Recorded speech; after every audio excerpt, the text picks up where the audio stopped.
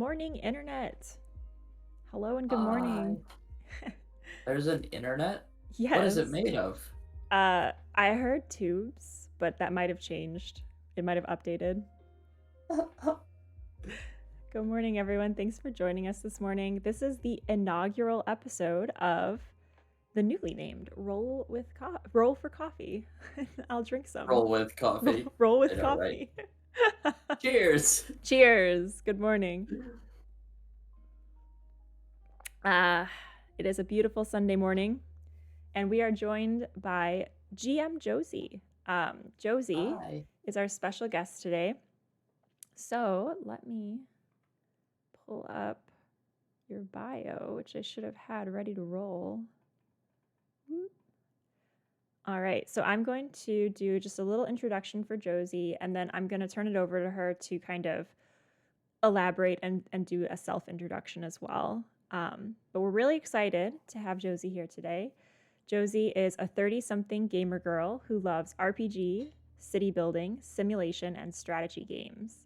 She also spends a great deal of her time in various D&D worlds, which I highly relate to. Josie and I are actually in a game together, and we'll get to that in a little bit. Her favorite games include Final Fantasy, Legend of Zelda, Donkey Kong Country, and whatever. In real life, she works for a large tech company as an IT program manager. As to her favorite RPG moment, which I asked her about, too many for her to name. Many times she's cried and laughed, but as a transgender woman having to hide for a good portion of her life, her favorite moment from any RPG comes from Final Fantasy XIV, an MMO, sitting in a tavern in Revenant's Toll, waiting for our raid party to fill up with guildmates just chatting, and for once in her life, not having to put up a shell or mask and just say what she felt. It was the first time she ever truly felt true with her feelings and with herself. So, as you can see, GM Josie is a badass, and we're so excited to have her here today. Josie, is there anything else you'd like to say about yourself? Tell us about yourself. Welcome, I'm not welcome. that much of a badass. Are you kidding me? uh, Disagree. First disagree of the day. Okay. Okay. We'll have to do that a lot today, I think. But yeah, tell us about Um, yourself. I really don't have much more about me that I didn't write in that really cheesy intro. I mean, you reading that was like, oh my god, I can't believe I wrote this. Who am I kidding? I Um, loved it. okay, good, good. Also, Uh, imposter syndrome has a seat at the table always because we're all human, but it doesn't get coffee this morning. okay, that's good to know. Good to. You know, and honestly, I feel like I'm cheating the system because I'm sitting here drinking Earl Grey tea. That's fair. That's fair. I feel like I cheat the system when I drink LaCroix when everyone else is drinking beer. Oh my goodness, that's hilarious. Um, the only other thing I would add is that I love animals of all kinds. I used to be a cat person, but my partner introduced me to the wonderful world of dogs. Um, and we have a 12-year-old uh, half staffy, half beagle. Aww. So, you know, pit bull face, medium body, and Uh huh. very cute. Love it. I am also a dog person. Uh, my dogs don't listen to me.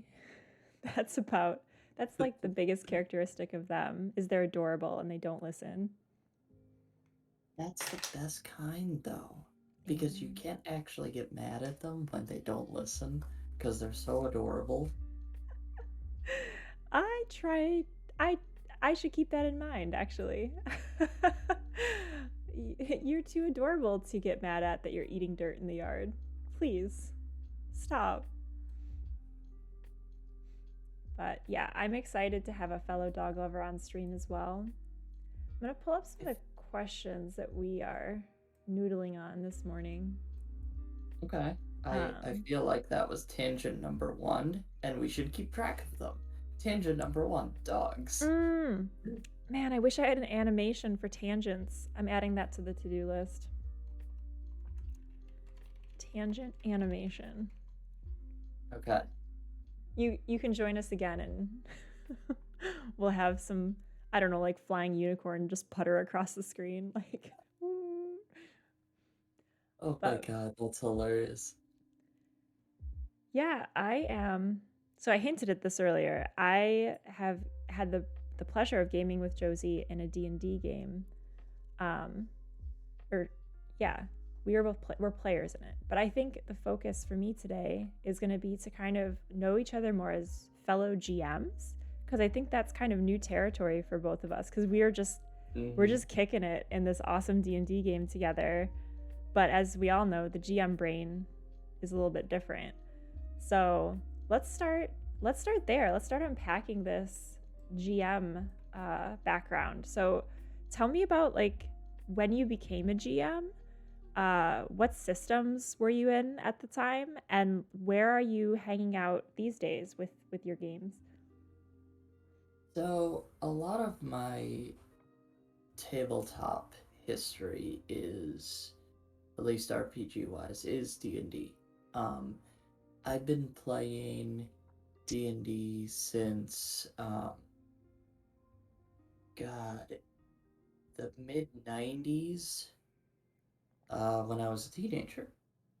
And it was really the end of 2, the beginning of 3 at that time.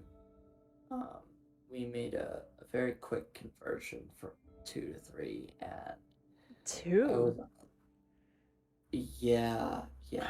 Wow. My DM friend at the time, his dad had a bunch of books from 2 or advanced D&D, and we started playing that, but 3 was already out. So we went and bought all the books of 3 and started playing 3. And then at some point it became 3.5. Uh-huh. That's the That one whole I time, hear most about. I actually have never heard anyone who played with two, so I'm fascinated.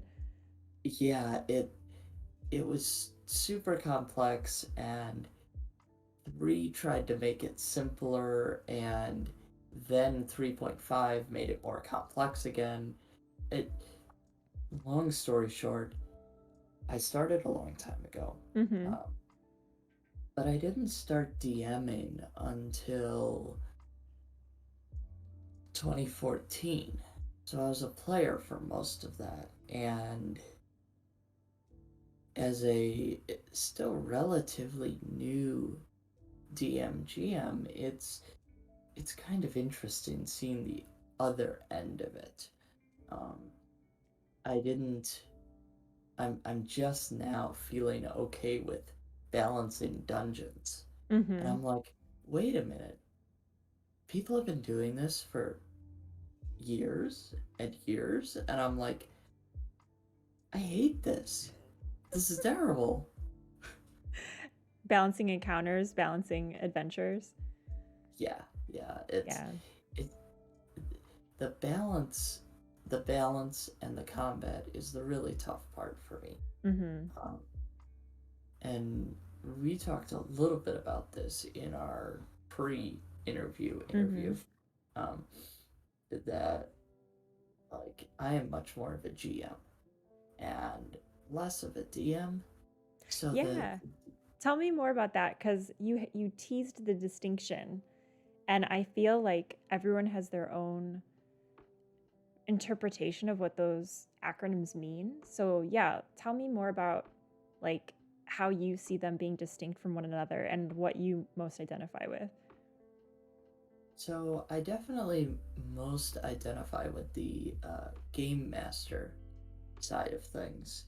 The concept that D&D is more than combat and dungeons and fighting, and there are very few times, honestly, that my players are in initiative order. Mm-hmm. Um, we do a lot more role play. I end up giving experience for role play, Mm-hmm. and I'm much more interested in the character interactions, the character growth. Like the flaws, bonds, personality traits in my games, that section of the character sheet is much more important than the stats. Mm-hmm. Um, and different DMs and GMs talk about fudging dice and stuff like that. I still won't fudge dice, but there are times where I will avoid dice Mm-hmm. and say, you know, a more DM type person is going to ask for, a persuasion check or a. I'm just going to say, yeah, that makes sense. You did a good job. You persuaded them. Um, and there are some players that really enjoy that and some that really hate it. Mm-hmm. So I am much more on the GM side of things. And I think part of it is because I personally am not a big fan of dungeon crawls. Mm-hmm.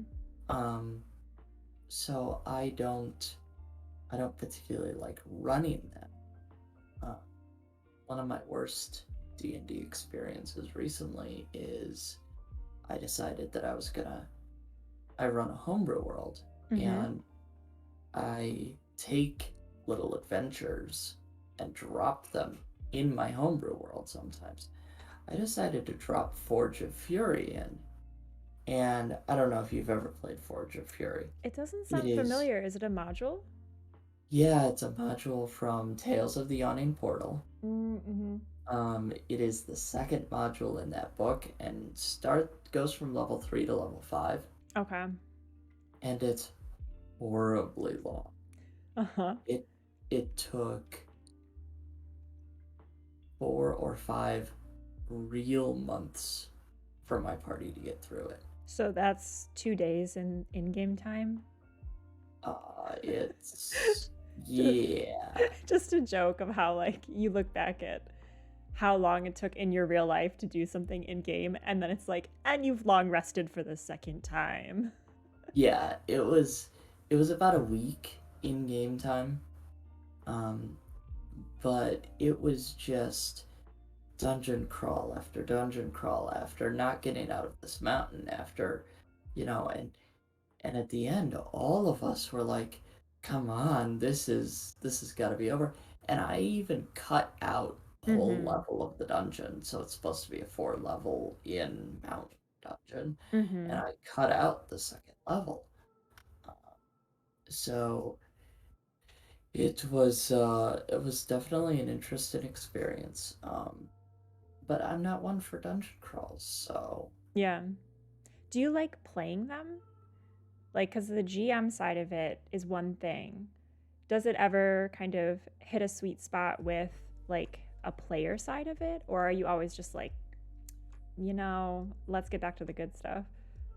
Well, going to the campaign we play together, um, at the end of the most recent dungeon crawl we just finished, I was like itching to leave. That was The partly dungeon. my character Mm-hmm. and partly Josie saying, "Yeah, I'm fucking done with this dungeon." So I'll do the radio interviewer thing where someone mentions something and I have to set context. So for Oh, those of you who are interested in the context of our campaign, Josie and I are both player characters in, and actually, let me see if I can pop in the link here. If you're in the West Coast and you want a cool D&D experience, I believe Dennis is running the D&D experience. Let me make sure that that's true. Yes, it's called the D&D yes. experience. So I'll pop that link in chat. But Dennis is the GM for this game that Josie and I are playing. And the context is we just got through a large dungeon crawl, which is multi-room, multi-level, enemies that spawn with table rolls randomly generated. And yeah, it was a lot of like in-game and out-of-game time. Um, and we just kind of cleared it. We did leave some stones unturned in there too. So as far as like which exploration. also hurt me inside. I one of the other characters was in a bedroom that we had 4 separate times just run through, just like in pursuit of something else, being chased. We're just like blasting through this room, and it's like the primary bedroom of the complex. And the very last time someone was in there, I'm like, we haven't searched this yet, and he's like, gotta go. Just runs right through. God, that was hilarious. But yeah, I hear you. I I guess I'm the opposite. I also lean towards more the side of the distinction you made between GM DM. I lean more towards the GM side as you've set this up, right? Like the DM side is the Mhm. crunchy kind of I am the board game. We're playing by this rule set, and um, we're just gonna do a bunch of like hack and slash if it calls for it, like that kind of stuff, versus the more role play heavy, looking at bonds, looking at fears, looking at growth, and like rewarding Mhm. that in game. So I fall way more on that side. But as a player, I love a good dungeon crawl. Like I would almost say you and I were probably opposites in the dungeon that we just got through in game, because I was like, this is delicious. Like I can't wait to go into this next room and see what horrifying monster pops out at me. I really enjoy them at first, Mhm. but they get really tiring for me super quickly. Mhm. I think part of what it is D&D for me is a creative experience. Mhm. And the confinement of initiative order is very tough for me. Um, That's really interesting actually, because initiative is such a uniquely D&D thing, I feel, cuz like in other systems that I run, combat doesn't even have initiative. Like for me, D&D feels like there's a game and then there's a mini game in the game. And the mini game is initiative. yeah, yeah, and it it's one of those situations where I really like the way the minigame plays is so very different from the game itself and why I play D&D. Mhm. But at the same time, it initiative and the rules around initiative. Okay, let me take a step back. Tangent number 2. Um, The unicorn streaks across the screen. I know, right? Uh, the I forgot what I was gonna say. Oh no, the unicorn distracted you. um, initiative. Oh, D&D, right, yeah, right, right, the right. heart of it. Um, at the heart of it, D&D is like an adult version of kids playing make believe, and the games of make believe that I don't know about you, but when I played them as a kid, they always devolved into I shoot you. No, I shoot you with a bigger laser. No, I shoot you with a bigger laser, and the biggest laser, the biggest laser. And initiative and the rules around it is what prevents make believe from going there, from being that infinite like one-upsmanship. So the initiative is vital, but at the same time, I hate it so much. Have you ever played in a Powered by the Apocalypse system for a TTRPG, like I have not. Masks, or you have not? No. So it's an interesting juxtaposition, and I won't get too much into it because you don't have the other side of the coin of it. But I encourage you to try it out. I mean, I might encourage you to come on stream again with me and play in one of my Powered by the Apocalypse games, because I think you'll find that exactly what you described it so well, that there's this the rules exist to create a fun space, not to put limits on our imagination, but to give them consequences so that we can't just go Mm-hmm. into a space of like well, there are no rules, so I have the bigger laser gun than you because I said Yeah. so. Um, and I think there are other ways to get at that happy medium between imaginative play and a rule set. And so in some of the systems that I've run, like Powered by the Apocalypse, it doesn't have initiative order. It relies heavily on consequences for things. So you could say, "Oh, I see your laser gun. I actually have a bigger laser gun. Here it is."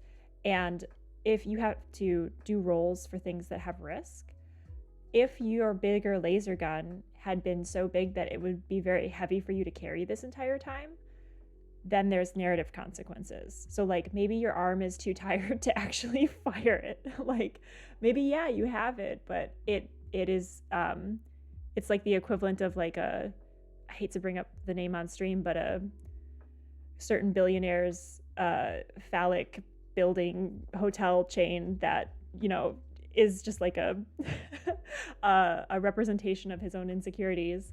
I will not say the name on stream, but I think you know who I'm talking about. Mhm, mhm. Um, and maybe it was like not a functional weapon, and this was just like, you know, your Intimidation. compensation. Yes, Yeah. exactly. So narratively, there can be consequences, which is what I think like is more interesting than like the D&D mechanic where it's just like pass or fail. You're essentially like you're taking the class pass or fail in D&D all the time. And those are interesting high highs and low lows, like the nat 20, the natural 1. Mm-hmm. And like those can be fun, but then sometimes they can be frustrating in a way that other systems that reward consequences and like pivots are not as frustrating because you can kind of play a little bit more in that space, if that makes sense. And so you get to the nat 20, nat 1 thing, and I have a whole rant about nat 20s and nat 1s. Bring it, bring it. Okay, so if you read the rules carefully, nat 20s and nat 1s only apply for attack rolls and saving throws. Not ability checks, not anything else, which is very important because, and it's something that is misplayed by D&D players all the time. You're saying it doesn't apply to ability checks. Right. So Interesting. if I'm picking a lock and I roll a nat 20, but I have a -3, it's still 17. Mm-hmm. That lock can still be difficulty 25. Mm-hmm.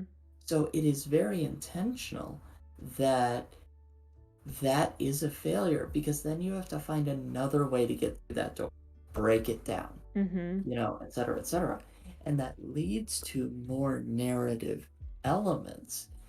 That rule about critical hits and critical failures is in the section specifically devoted to combat and not to ability checks and etc. Is So is there another one? Okay, so caveat. The D&D books, like, thank you for all of the things you've done for me in my life, but they're not organized well. Like, so is there another instance of it in another section, or are you saying no, raw, it's just like never with ability checks? it is never with ability checks. It is just there in the combat section Truth bombs from Josie this morning. and Boom. only applies to combat, Dang. which is one of those things if you watch Critical Role. Matt Mercer at one point started asking, okay, it's a natural 20, but for a total of. Mm-hmm. Because it's not the natural 20 Right. that matters in that case. Right. So, But there's such a culture around the nat 20 and such a satisfaction yes, on the dice that like yes, yeah. Same with the that, nat ones. Are you a GM that penalizes a nat 1? Do you no, have like the absolutely weapon not. backfire or anything like that? Absolutely not. And the reason for that is the failure is punishment enough, especially when you do a stratified failure success system. Mm-hmm. So, you were just talking about uh, D&D being pass-fail a lot of times. Mm-hmm. In combat, that's absolutely true. In roleplay, not as much. And you have the leverage as a GM to say, less than 5, you absolutely get, like, you're doing an insight check. I thought that would be appropriate for this stream. You're doing an insight check. That's the name of Less the than, show. yeah. Ah. Um, less than 5, you get actually deceptive information. You get what you think is good information. It's deceptive. 5 to 10, you don't get anything good or bad. 10 to 15, you get one piece of good information. 15 to 20, you get two pieces. 25 up, you get 3 pieces. Mm-hmm. And so this kind of stratified success model built on top of the fact that there are no natural ones and natural 20s in combat allow for more roleplay options to Mm-hmm. happen. And with that said, going back to your actual question, in D&D, combat, part of I don't like combat, so let's start there. I found that Another mic drop from Josie. Just multiple mics. Boom, boom. I feel terrible coming in and taking over your stream. No, no, no, not at all. I just think it's fun that you have these strong opinions about, and that's the point of this stream, right? Is like D&D is not a monolith, and different GMs have different ways of running it, and I adore your perception of it. So please drop the mics, keep them coming. Okay. D&D combat is meant to move quickly. You get a bonus action, an action, and a movement. And there's enough time in between your turns that you can think about what you're going to do. So you should be able to jump in, do what you're going to do, and move on. I know Go that on. things like situations changing may change and it takes a second or two to think, Or or the player has been looking at their phone for the past 4 rounds and hasn't been paying that's the attention. that's the fucking player's problem. No, it's Um, our problem at the end of the day. so, with that said, I do play with people who are um, autistic, and they do need more time to consider and make sure they've made the right choice. Uh, and that's not a problem, but you have those natural slowdowns. Mm-hmm. D&D combat is meant to move quickly so that D&D combat doesn't get boring Mm-hmm. during those natural slowdowns. Now I'm actually going to cycle back to your question. The gun backfiring Mm-hmm. on a nat 1 slows down combat even more. Mm-hmm. Because you've got to come up with what happens. You've got to roll extra damage dice. You've got to, you know, there's a whole thing about that. And in the grand scheme, combat is 6 seconds of the story of this person per Mm-hmm. turn, per round, really. So you could role play an hour, but then combat is 6 seconds. Mm-hmm. So there's so little story that can happen while you're in combat that it needs to move quickly. Mm-hmm. So at ones, the fact that they are a failure, even if you have like a plus 20 for whatever reason, is its own Bards. Am I punishment. right? Yeah, exactly. Fucking bards. Um, the automatic failure is its own punishment. Mm-hmm. Take it, move on, don't improv anything else on top of it. You know, when you said it's even more of a slowdown because you have to come up with the consequence. Also, on the GM side, on the NPC side, there's no mechanic for reacting to those kinds of failures. So Mm-hmm. it's imbalanced inherently, because if you're able as a player to do nat 20s, nat 1s, that sort of thing, there's nothing of that nature on the GM side to react to it or to have that happen to NPCs. And so, yeah, it's very unbalanced in that way. Yeah, and when I did do it, so I did do this when I was a new, and I thought it was like cool flavor, blah blah blah blah blah, but it made encounters even harder to balance Mm-hmm. because you had to enforce it on both sides or it Mm-hmm. wasn't balanced. And even then, it disproportionately affects martial players. So Interesting. players that are up there in the fight Mm-hmm. and doing attack rolls, it disproportionately affects them. Mm-hmm. Because if you think about casters, they have a lot of saving throws and stuff like that. They're not going to be affected by the nat 1 fail. So you've got this rogue or this fighter that's up there rolling, 6 or 10 hits per turn. Mm-hmm. Each one of them could be a nat 1. And you're now disproportionately affecting your fighter, who, honestly, already has a boring job in combat. I don't Um, know. I'll push back on that too. I'm playing a ranger that thinks she's a fighter right now, and if if and this is on the GM side too, but if the GM can pad your, depending on what flavor you like, I like weird items, I like artificer type items. If your GM can pad your combat with choices, like if a fighter can make a choice, or if a ranger or whoever's like whacking away at something barbarian, if they can make a choice to do the wacky wacky with the stick, or something that uses a reaction, or something that, is a buff, or like, if you mhm. can start to like pepper in those choices for them, their job isn't as boring. But probably out of the box, yes, I would agree with you. And I will call you out on what you said. You're playing a ranger who thinks they're a fighter, not a Yeah, fighter. yeah, yeah. It's true.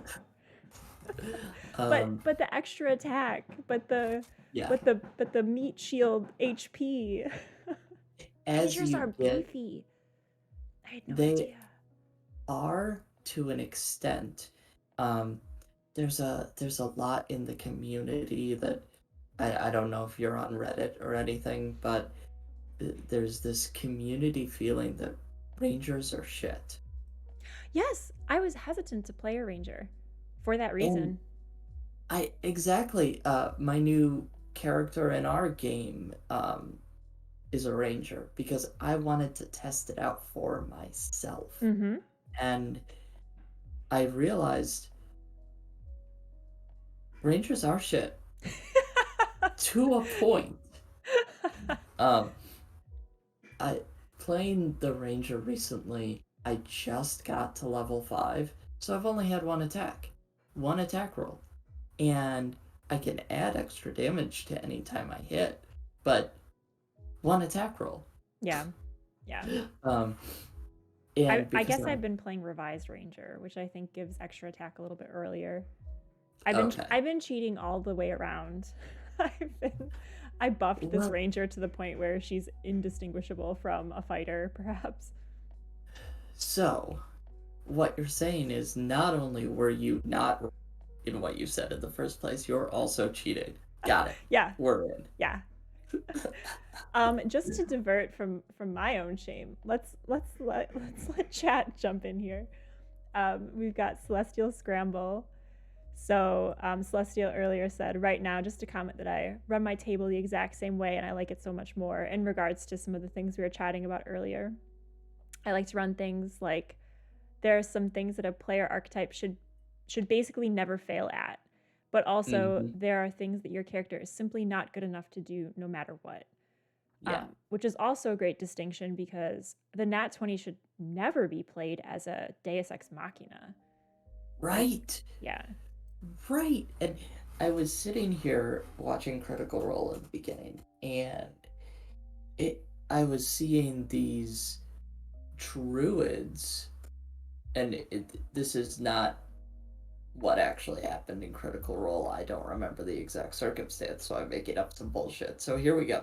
Uh, like druids who are not trained in thieves' tools, who don't have thieves' tools, picking locks successfully Mm-hmm. because they rolled a nat 20. Are you kidding me? They druids hate metal canonically. Yeah. Why would they know how to use lock Yeah. well enough to pick a lock that's a DC 25? Yeah. Yeah. It almost overwrites a lot of the crunchiness. So D&D is of the games that I run, because I run Powered by the Apocalypse System games, and again, Josie, I think you would really dig them as a GM or as a player. I'm totally in. Happy to play. Yay! We've got another one on the hook. um, but yeah, it's inherently crunchy because it matters what you have in your bag. It matters like what you know how to do, the background feature, right? Like it Mhm. gives you a little extra buff on some things sometimes. And if all of that, like if you undermine the crunchiness of it, if you undermine all of that work that you put in managing your inventory and going to the store and buying that one specific thing, if you undermine it by, oh, if you also roll well, things will just fall into place and you'll magically get the thing you need, it feels unsatisfying and a player doesn't know where to spend their energy then going forward. In like, do I need to think about inventory or do I not? Do I just need to hope my dice roll well? Compared to Powered by the Apocalypse, where like some games, like Dungeon World, is D&D but made in this other type of system, where Mhm. you have 5 uses of inventory, and when you reach into your bag, there's a mechanic that says, "What do you pull out?" "Oh, I pull out the rope that I need in this specific situation." "Okay, mark off a use of your inventory." So it's more Interesting. nebulous and it allows for that kind of creativity versus D&D, which is like if you didn't go to the store, you're screwed. You're on the side of a mountain, Gandalf style, yelling into the icy cold winds because you didn't buy a jacket. Like, Yeah, yeah. And the, actually, a funny story from when I was a player. I was gonna loop back to the natural 20 thing. I don't want to rant. no, Never please, mind. rant. Okay, Step up on so the soapbox.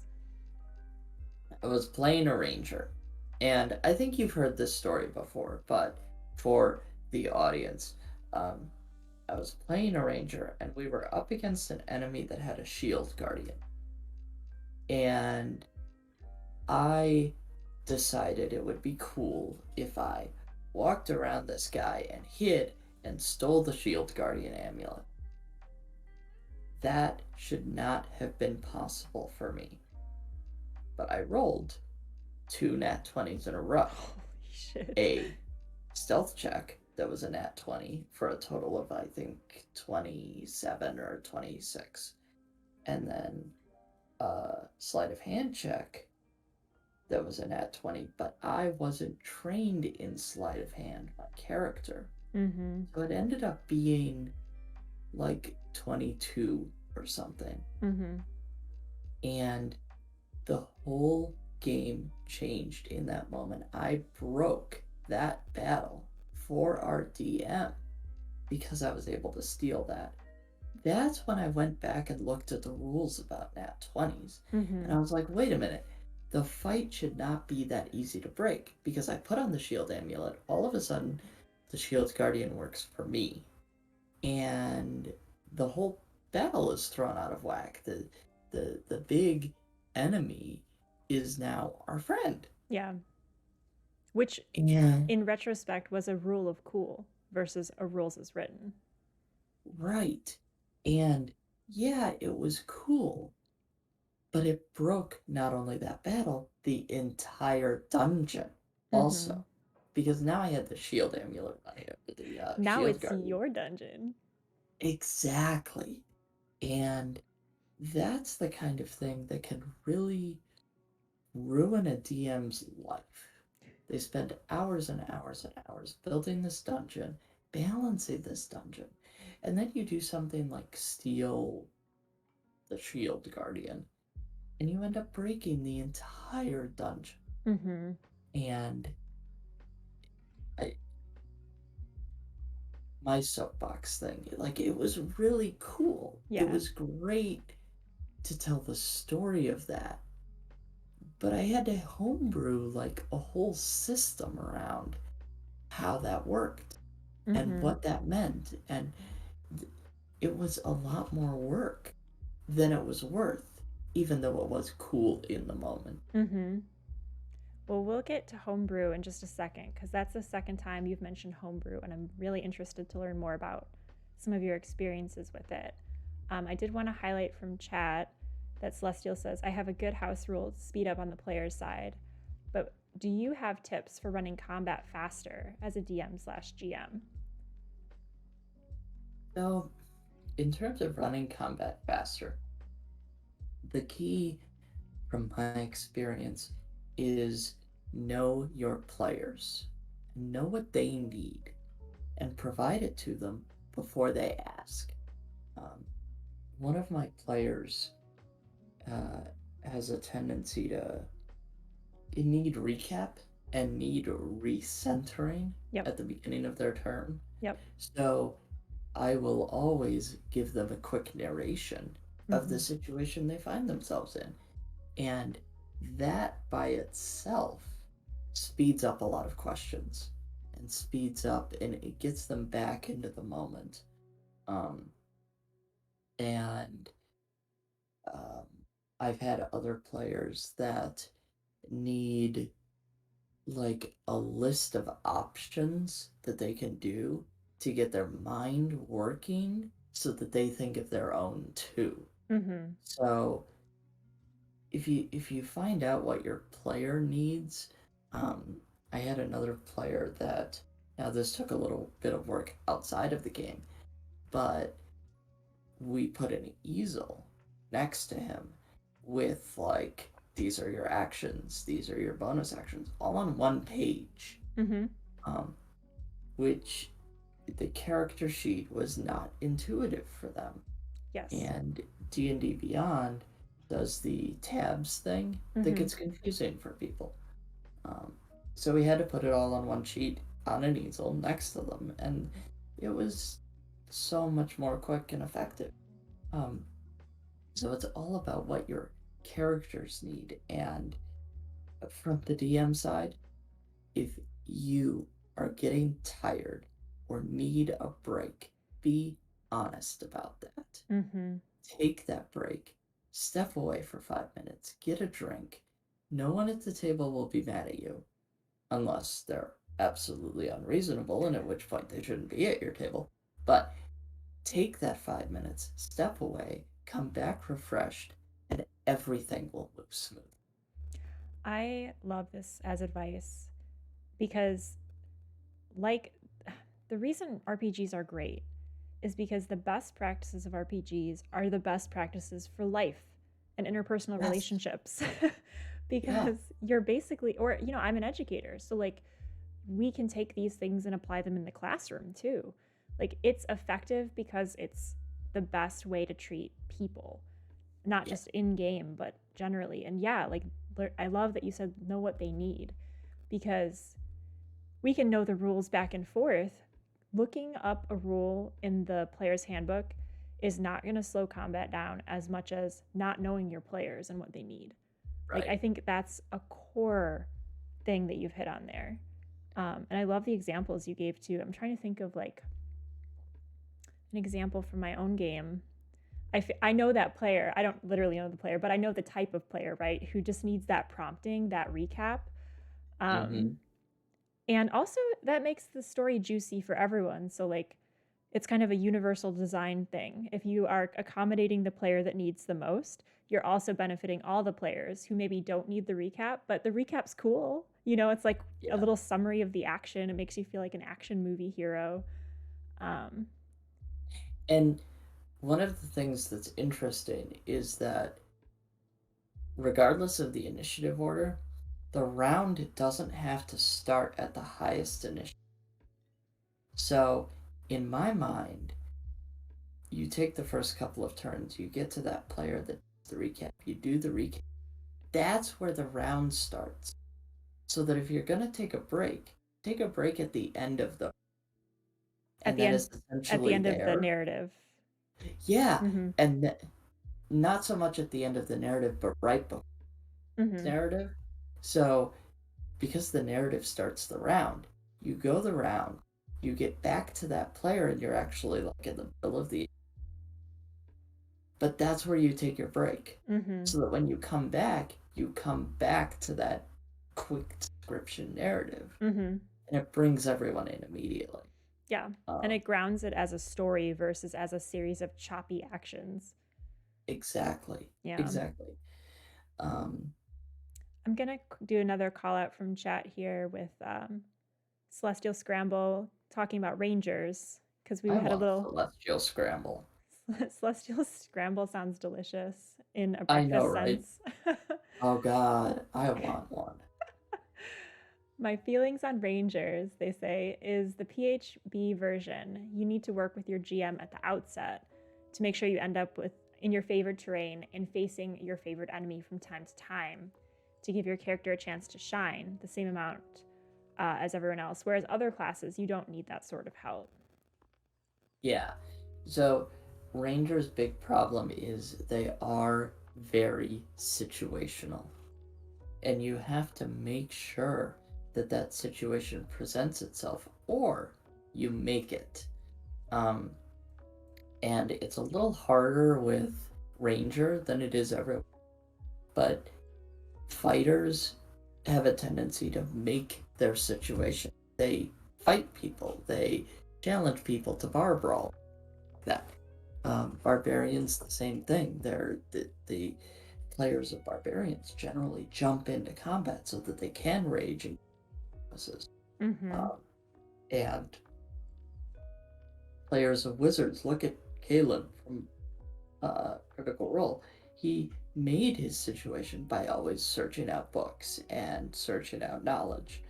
Um, but it's a lot harder to do with Ranger because, as you said, the DM could never throw that terrain at you or Yep. never throw that monster at you. Yep. And when you're DMing a Ranger, you have to be very, very aware of that.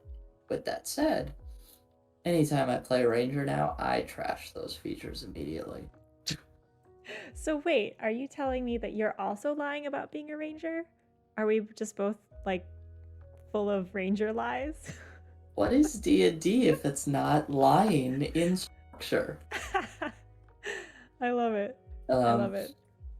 so yeah, I with the Ranger I'm playing, I did trash those features and take the other ones from what is that? What is the book? Tasha's?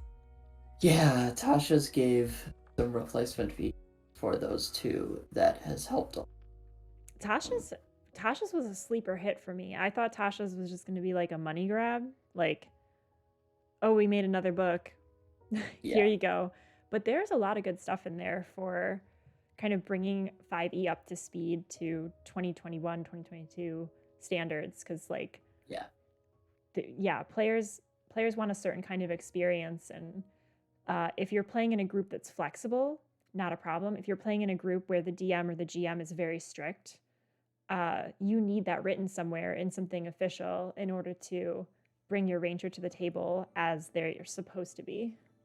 exactly. And this is really what Tasha's did. Tasha's allowed, and I'm going to use that word again. Tasha's allowed homebrew at the table, rules as written, Mm-hmm. and Which is that's why. huge Yeah, for rule it. sticklers.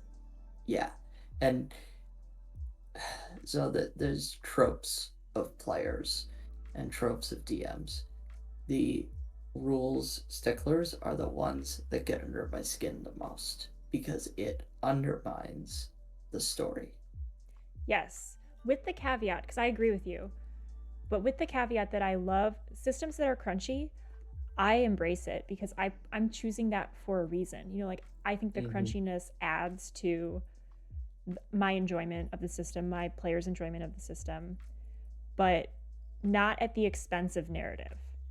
So Right. like I think there can be a balance and I think the rule sticklers that you're talking about, they tip too far in the direction of rules over narrative, which is like Yeah. not how it's supposed to look. And it's everything in moderation. Absolutely. Like, there are times where the rules are really, really important. Now, with that said, I very rarely look up rules. And honestly, when I'm gathering stuff for D&D, the books are not part of it, even when I'm DMing. Um, because I found myself, if the books were there and available, looking up rules too much, slowing down. Mm, And the part of the GM's job is adjudicating things. So if I'm going to look in the rule book and make it anyway, I know the rule book well enough to make a reasonable decision without looking at the rules. yep. And you, you have to also look at the situation and look at what would be the most fair in the situation Mm-hmm. and be able to bend the rules. I said I don't flub dice. I do flub rules. Mm-hmm. I There was one version of the D&D rule that the player's handbook started with the most important rule is. Oh, Josie, you're cutting out for me. I don't know if that's, Oh no. yeah. The Can most you hear me it now? was very dramatic. On my end, it said the most important rule is, and then just like silence. And I was like, wait, what is it? The most important rule is that you need to have fun. That the game is supposed to be fun. Mm-hmm. So I latched onto that so hard. Mm-hmm. And for the rule sticklers that I played with at the time, I pointed at that rule and said, "This rule supersedes all other rules."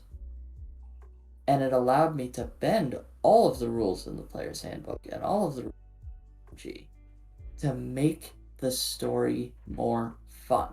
Yep. Now, there's a difference between more fun and that cool moment. Yep. And that is another interesting layer. And a lot of the problem with homebrew is you're trying to build a cool moment. Mm. So it feeds itself very badly. Snake eating the tail of, Yeah, yeah, yeah. exactly. And when I was a younger player and a younger DM, I tried to homebrew everything. Mm-hmm. Every every feature, everything about my character, the world itself. I built in whole mechanics for like clockwork and like stuff like that. And it made the world less fun because I was trying to make the world too cool. Mm. Do you feel like, so was that on the player side or the GM side, that Oh, experience? Because I'm thinking sometimes the GM trying to homebrew the cool experience oftentimes boxes out the player's agency. Uh, mm-hmm. and like that's not to say that D&D rules as written. I mean, like we're all playing in a sandbox, whether it's the GM's creation or Wizards of the Coast's creation. Um, but yeah, sometimes it's harder to find the balance because Wizards of the Coast isn't running the game. I'm running the game and Right. I'm using their rule set and their content. But when you homebrew, there's it's so personal sometimes that I think runs a bigger risk of boxing out player agency because you're invested in the whatever it is you've put forward. You know, like Yeah. you're and it's like I spent all that time on my steampunk workshop mechanic and like you guys didn't even want to go to the steampunk workshop and like even the least railroady DM is going to feel a little pang at Yeah. the fact that they didn't go to the steampunk workshop. I will never again homebrew a system into my world that isn't asked for by the players. Yep. And when I say that, I That's mean, critical. That is yeah, critical. yeah. And when I say that a system is defined as a homebrew that adds one or more dice rolls to the gameplay. So you can have a homebrew that doesn't add any checks or encounters, and it comes in kind of seamless. But the minute you're adding dice rolls, you're Mm-hmm. slowing down the game. Mm-hmm. You're slowing down the story. So you have to be careful about that. One of my players uh, recently asked for a blacksmithing system because they wanted to get, into blacksmithing. And their character, like, one of the biggest dilemmas that exists in D&D is that all the rules are centered on combat and conversation. Yep. You hear about all these occupations like blacksmith and like leather worker, but Mm-hmm. there's no system defining how that works if your character wants to do that. Yep. I'll jump in And really quick and just say yeah, this is so salient for me. And it reminds me of what you said about not looking up the rules in game because I had, and just making a decision and then maybe reflecting later on the rules. My players are interested, I'm interested when I'm a player in making items. Like very like monster huntery, like, oh, we have this cool thing that we got from this monster. It's like a fang. Like, what can I do with it? And in game, I had to think like, is there a mechanic for just making items? And I, in the back of my head, was like, I don't think there is. I think there's a mechanic for magical items, but not just mm-hmm. like mundane creation of objects. And so that was a moment where I was like, I'll make something up now. I'll check it out later. Turns out it's gonna have to be a pure homebrew, kind of like what you're talking about, the blacksmithing. It's like any kind of trade, any kind of downtime. But then also to connect with what you said, I have to find out what my players want because if they want a item creation mechanic, what does that mean really? Do they Yeah. really want like an intense mechanic that requires multiple rolls or like requires a list of items like video game crafting style? Or do they just want to do a couple rolls and call it a day? Like Yeah. how deep should I go into the weeds on that? And what are you choosing to do for your blacksmithing system? Is it intense or is it more like here's just a framework for the creation of tools? So the way we have it right now is the player in question uses X amount of metal and does a roll. Um, and then has to acquire that metal from, shops or what. And it is, to an extent, like, it still needs balancing work, but the amount of time you invest time and metal to Mm-hmm. make weapons, and the more the gold piece cost of the weapon, the more metal and time you need. Mm-hmm. At the same time, I have this thing where I want to homebrew on top of homebrew. Uh-huh. Always have to hesitate when I do that because we just introduced a system of, like, have you ever played Diablo? The Uh-uh. Diablo games. Okay. So there's this function where you can merge. Oh no, Josie, I think you froze. Oh wait, you're back? Question mark? Okay, hold on. We're going to BRB. We'll figure it out.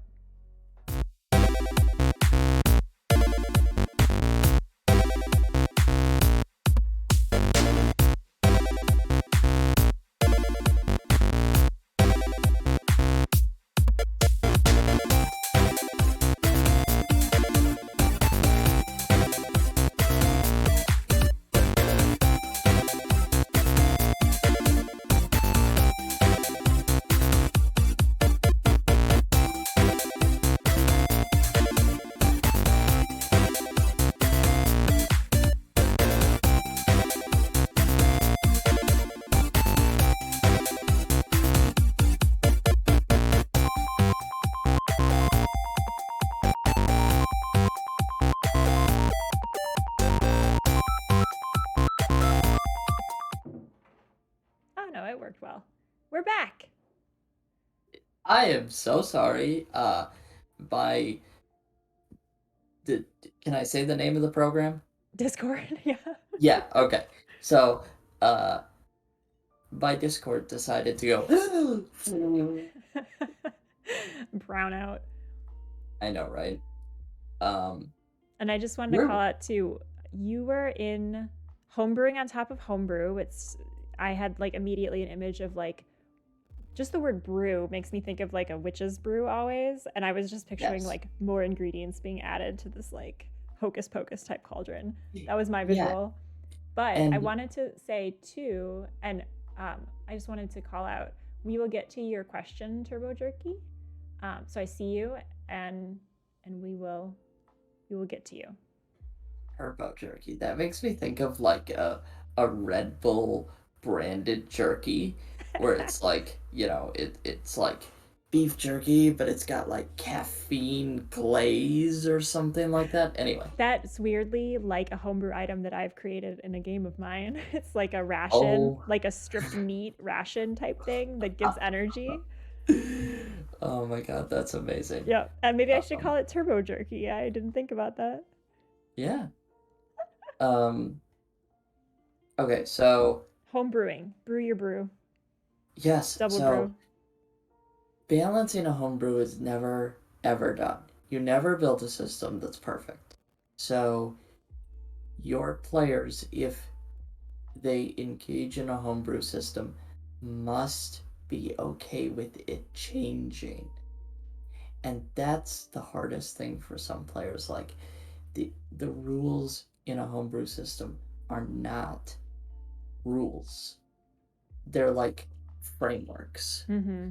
Um, and so I recently built in this merging system where so fighter ends up collecting a bunch of magic items Mm-hmm. and wants to take these three swords and merge their properties. So I say I had to, but I didn't.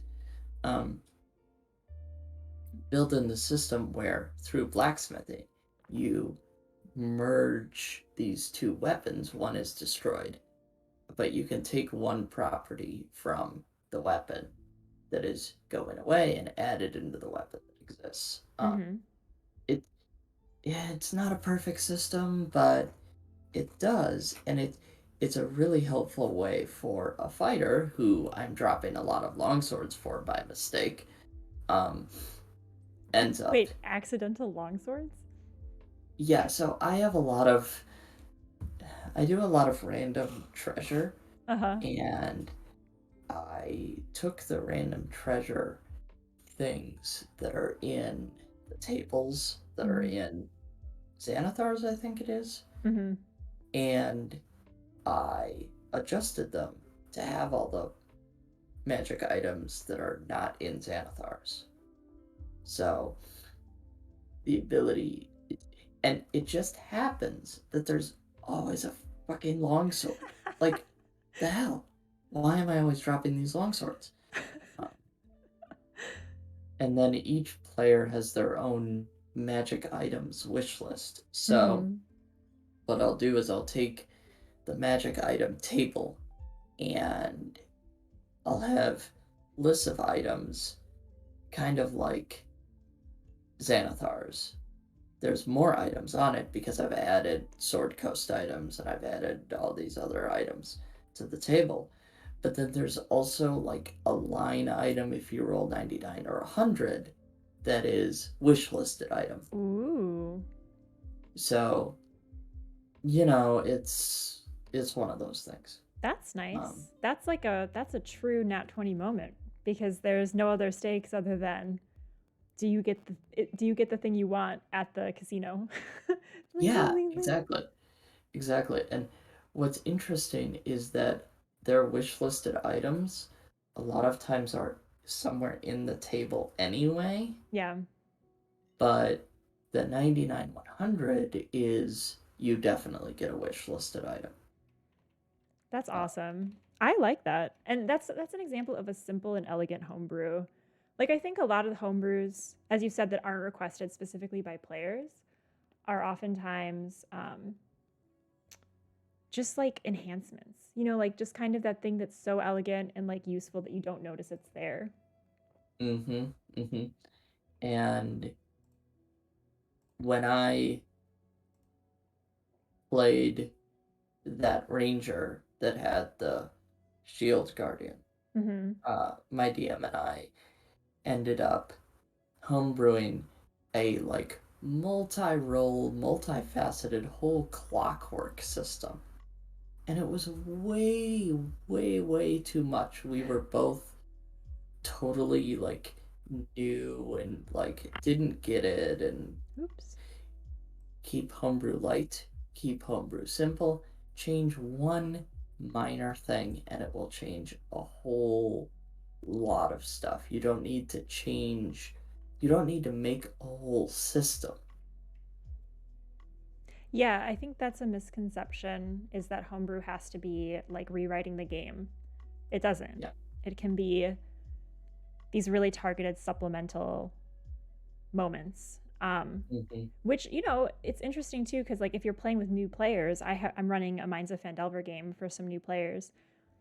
I'm also trying to flavor things and do some like elegant homebrew, but I also want them to understand the main mechanics of the game so that I can let them go into other people's games and not be like, what is this? Like, what was I just playing for a year? You know, like you don't want to, I guess, dilute the game to the point where it's unrecognizable in the hands of another GM or something.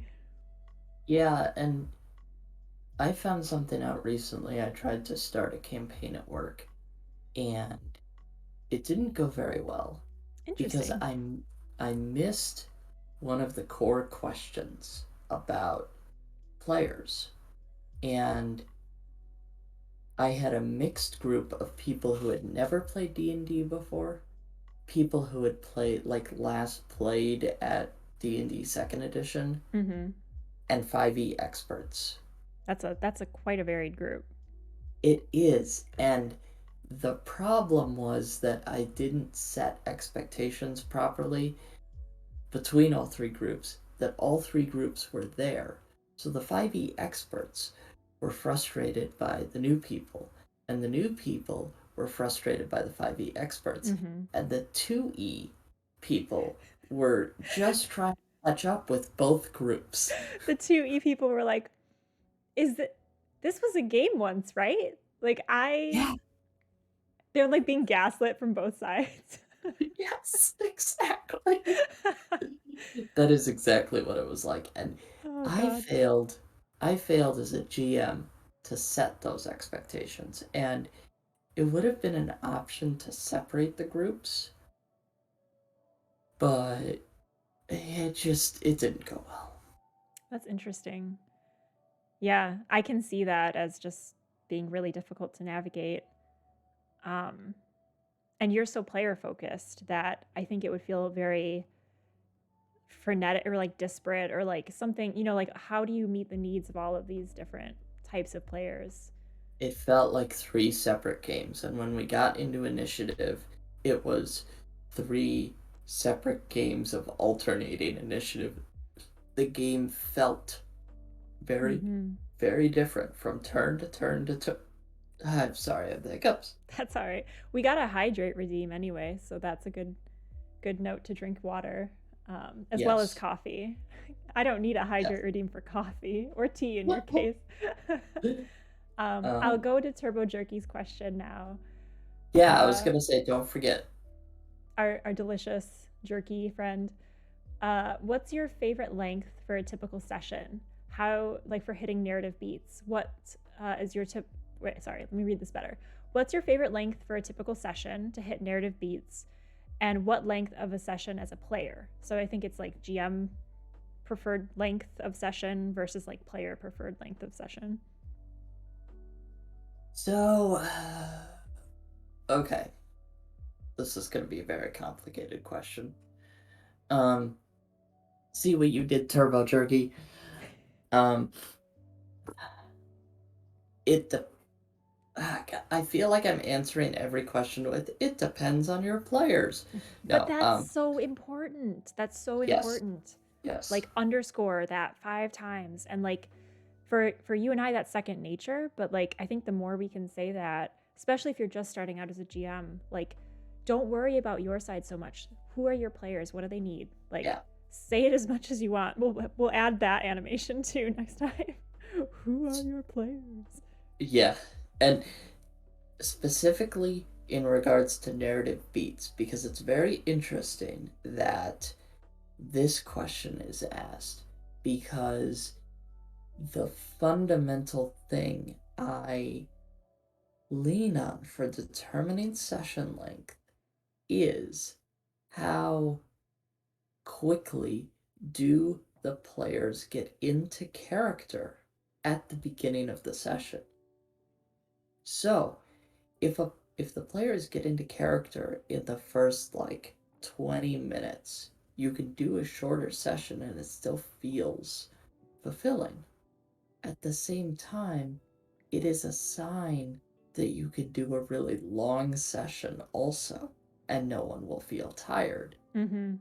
If they take a little longer, like 45 minutes to an hour to get in character, the max I would consider is maybe a 4 hour session because everyone's struggling. The max I can run is a 4 hour session. Yeah, it's really tough.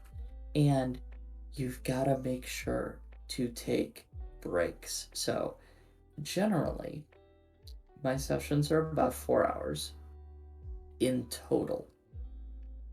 I'll have one like 15-minute break in the middle and then maybe 3 or 4 5-minute breaks throughout just to get up and use the washroom. Um, you want to make sure that the breaks aren't too long because then everyone has to reset. Yeah. Um, and this is one of the big problems that. So I used to play a game where we did a 6 hour session, Ooh. but there was a 1 hour break in the middle where we played a different board game. What? Yeah, it was super weird. It was super, super weird. That is weird. So I mean, it like was, interesting, but my brain would be spinning, I think. yeah, so we played essentially 3 hours of D&D with no breaks. Mm-hmm. We took a 5-minute break. We sat down for a game of Catan. Played Just like a that. palate cleanser. Like, wow, Yeah, that goblin murder was rough. Let's get some wheat. yeah. Let's get some weed and move Bob the Robber. Um, so it was an interesting group of friends I was with at that point. Um, but then we had to completely reset for another 3 hours of D&D. Mm-hmm. When you're planning a session, first of all, don't plan a session. That that's the first problem. Um, but when you're planning a session, you want to. One of the first questions I'm gonna ask myself as a GM. Okay, where we left off last time, is it going to be more roleplay focused or more combat focused this time? And you want to make sure there's at least some roleplay in combat focused sessions and vice versa. Mm-hmm. Um, Though I will say the latter is harder. So having a little bit of role play when you're in combat, yeah.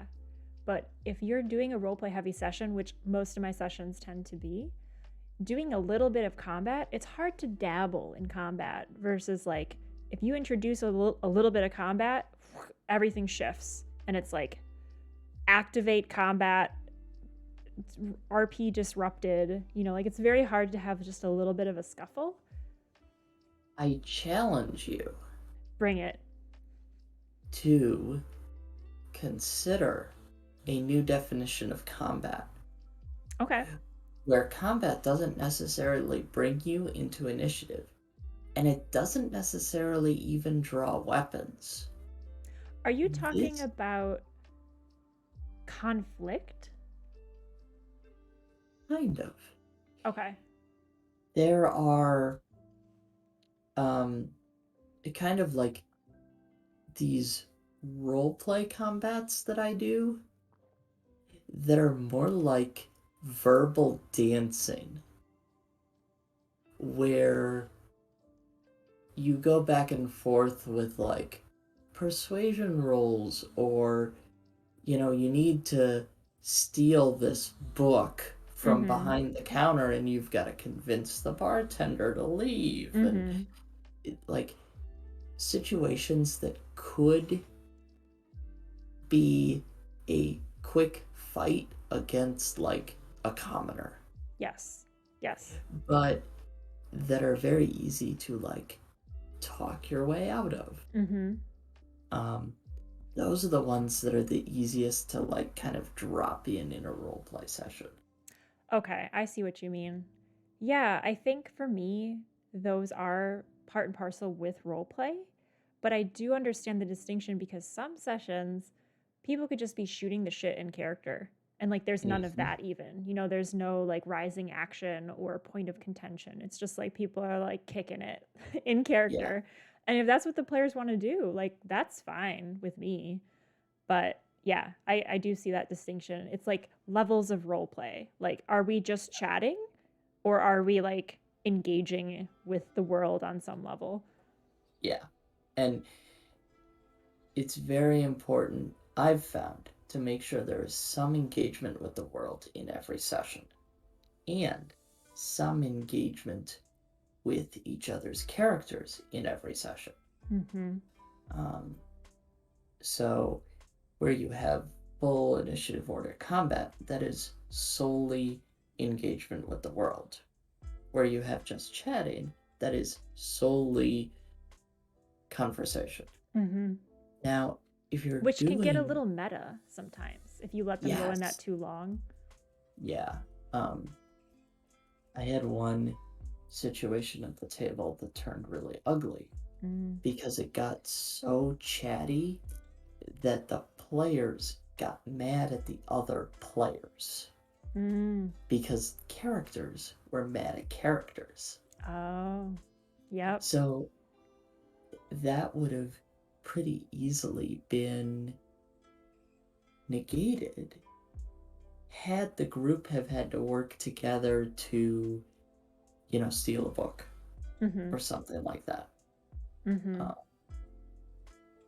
so, with that said, if you're playing shorter sessions, like 2 hours, getting that little bit of world interaction can be really tough.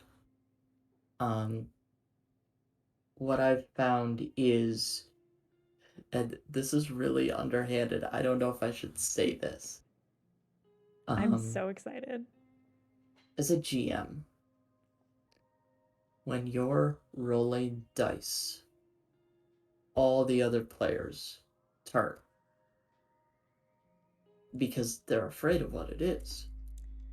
I I love that as a tactic. I don't know how to do that yet in virtual games. I don't know if they can hear me or what, or if I should make a big show of like dropping it in front of my face or something, but it's hard to communicate that when I'm rolling physical dice and they're rolling on D&D Beyond. Yeah, yeah. So instead of using a dice tray, make sure you're using a hardwood table. Just go Uh, bowling with it. yeah, yeah. So got my dice here, and make sure your mic is always on. Maybe I So if should I mic roll, my dice tray. Do you think?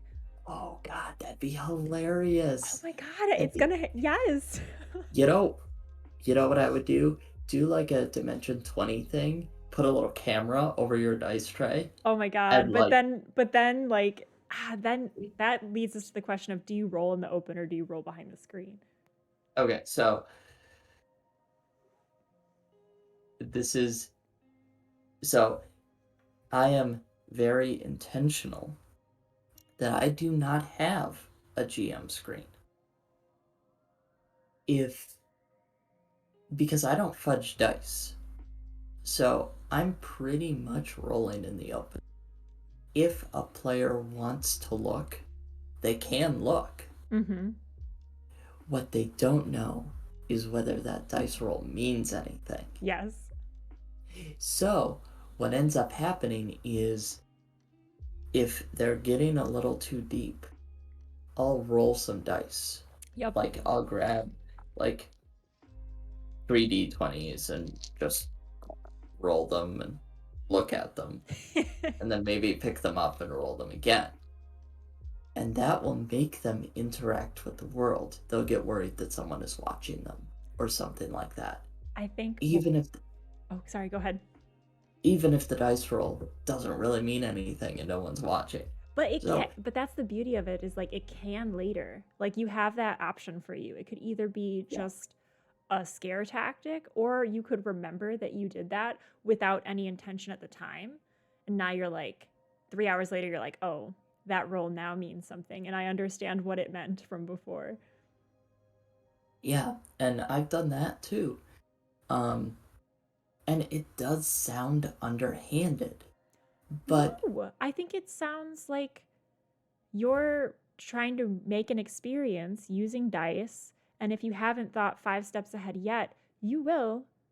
You will get there, but you have to like prime the pump and you're only a human. So, like, there needs to be a narrative beat. Insert narrative beat. We'll get back to that. yeah, exactly. And you get the feeling as a GM to the flow of things. And I I have a campaign right now with only 2 players. So it's just 3 of us at the table. That's awesome. And I introduced a DM PC, which you may or may not know. It's the concept where the DM plays their own PC at the table. Which has come up a And lot more lately than I've ever seen it before in conversation. At least on Twitter, there's like a bunch of threads right now about people on both sides feeling strongly about whether this is good or not. it is a super helpful way to introduce narrative beats or keep the players distracted, like outside of their own heads. Mm-hmm. Because when you're role playing, you have to balance the difference between your player and your character. And you've got to stay out of your player's head Mm-hmm. and into your character's head. At the same time, DMPC misuse is super easy. You can, Be a Mary or Sue. yeah, you can do that. You can railroad your players really easily with the DMPC. Um, there's a lot of negatives to it. You can get too So, invested on the player side too. You yeah, can lose that impartiality of I am the world, I am everyone versus like s- I'm in the party. Like I need yeah. us to succeed. You can become like a little bit of a quasi player. And if things are getting slow or stagnant, don't be afraid to use a side story. That is one of my favorite tools is if you're hitting like this wall of we're getting stuck in molasses and we can't really get out of it and there's no narrative way to get out of it yet. Um, use a side story. One of my favorite side stories. Oh god, I'm gonna tangent really hard here. So, I'll pause you there. Okay. Don't forget what you're going to say though. But Yeah. I just wanted to highlight Celestial Scramble has 2 things here. For marking the passage of time, Celestial Scramble stacks dice as a marker of time within the game, which is really interesting. Um, and then weighing in on DMPCs, Celestial Scramble honestly doesn't like them because it takes a lot of discipline to not feel like the DMCPC is making decisions for the party or being the star in combat. And it takes a lot of work to shift between running a PC and running monsters. Yeah. Absolutely. It is absolutely a challenge to get right. Um, if it is right, it becomes a valuable tool. But 9 times out of 10, it gets screwed up. It gets tough. If you have enough players, you absolutely don't need it. There is Mm-hmm. no reason why you should need a DMPC if you have four or more players. Mm-hmm. Um, when you get smaller parties, 2 players, 3 players, or even I've played a one-on-one campaign once, and the DMPC is a very valuable tool, but it is so easily misused. Mm-hmm. Tell us your side quest. Okay, so not so much a side quest, but a whole side story. Have them roll up new characters. Have a quick adventure Oh, wow. like that's totally separate from your main campaign. One of my favorite side stories was having a side story that they were playing a like everyone was some alignment of good, and it was the normal, you're being heroes and da da da da da da da. Mm-hmm. We got very molassesy at Mm-hmm. one point, where none of the players wanted to be. The next step, we were just getting into the tier where players were supposed to start changing their characters, and no one was doing it. No one wanted to be the first one to change. As far as So, like the way they're acting based on their clout in the world or just level wise? so the way the tier system in D&D is built is very intentional. And I think it's tier 3 where character growth is supposed to start happening, where you're supposed to be overcoming those flaws that are on your character sheet, Mm-hmm. where you're supposed to be adopting real bonds with the other players in your party. Um, and no one in the party wanted to be the first one to do it. Mm-hmm. So we took a hot second. We set those characters aside. We played a side story of evil characters. Oh. And it was like a 3 or 4 session adventure. And when they came back, they were more open to feeling out the next steps of their character. When you get stuck in a character too long, they don't grow. They don't build. You just get used to playing this character, flaws included. Mm-hmm. So hopping over to a side story was an amazing little refresher moment, and they came back fresh to their characters, and then the growth started happening. It was amazing. That's awesome. And also, But it's kind of a metaphor for what role playing games are for us as people. It's like we are stuck in our own lives, flaws and all, hard to grow. And when mm-hmm, you play in a TTRPG, that's your side story for your own life, where you yeah, get to step in, refresh, reframe. And like, I think that's why TTRPGs for me are a valuable tool. So is improv. It's like you get to try that on and like work some stuff out, not on like a therapeutic level, because goodness knows there's not as much hitting with long swords in real therapy. But in a way, it's like TTRPGs can function as a side story for your own stuckness. Improv can do mm-hmm. that. Uh, Collaborative storytelling, like all of these are like fundamentally what you just described for in-game stuff. I love that. Also, And also evil party. What? well, let me tell you more about this evil party. So here's the best thing about it. Through the rest of the campaign, the evil party that they had played was tracking them and was ended up becoming the main antagonist. So Mm, the final fight in the campaign ended up being them fighting themselves, and I, the DM, just sat back and did nothing. It was amazing. Love it. Love it. That's awesome. That makes me Yeah. want to explore a side story. It also, have you ever played either with or have you ever GM'd for a player that constantly makes the same character or literally plays the same character over and over and over again? Yep. Yep. That's a great Um, antidote for that, too. yeah. Yeah. And what's interesting about that is there's something about that character that speaks so deeply to that player that they just can't let it go. Mm-hmm. And if you figure what that is, when that happens, there's a story that that player wants to tell that they can't quite put into words. Mm-hmm.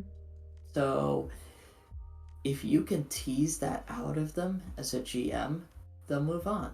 Mm-hmm.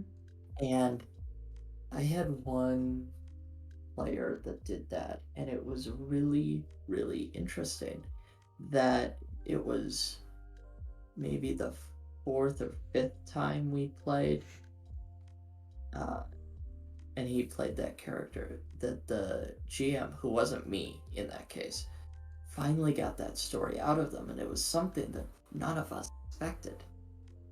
And it was really heartfelt and made the entire table cry. So there's Yeah. something there when that happens. That's a nice thing to think about and to help players think about too is player character progression, and in addition to leveling your abilities, like kind of leveling the background, the features, the traits, like those things can level as well, and they don't do so mechanically, but in the way you scaffold that for your players through the encounters. I mean, like that's ultimately how to plan a good session. As you said, don't plan it, but like think about your characters, think about what they need to grow, think about what could challenge them, and just plop that in front of them Yeah, yeah. and pull up a stat block real quick.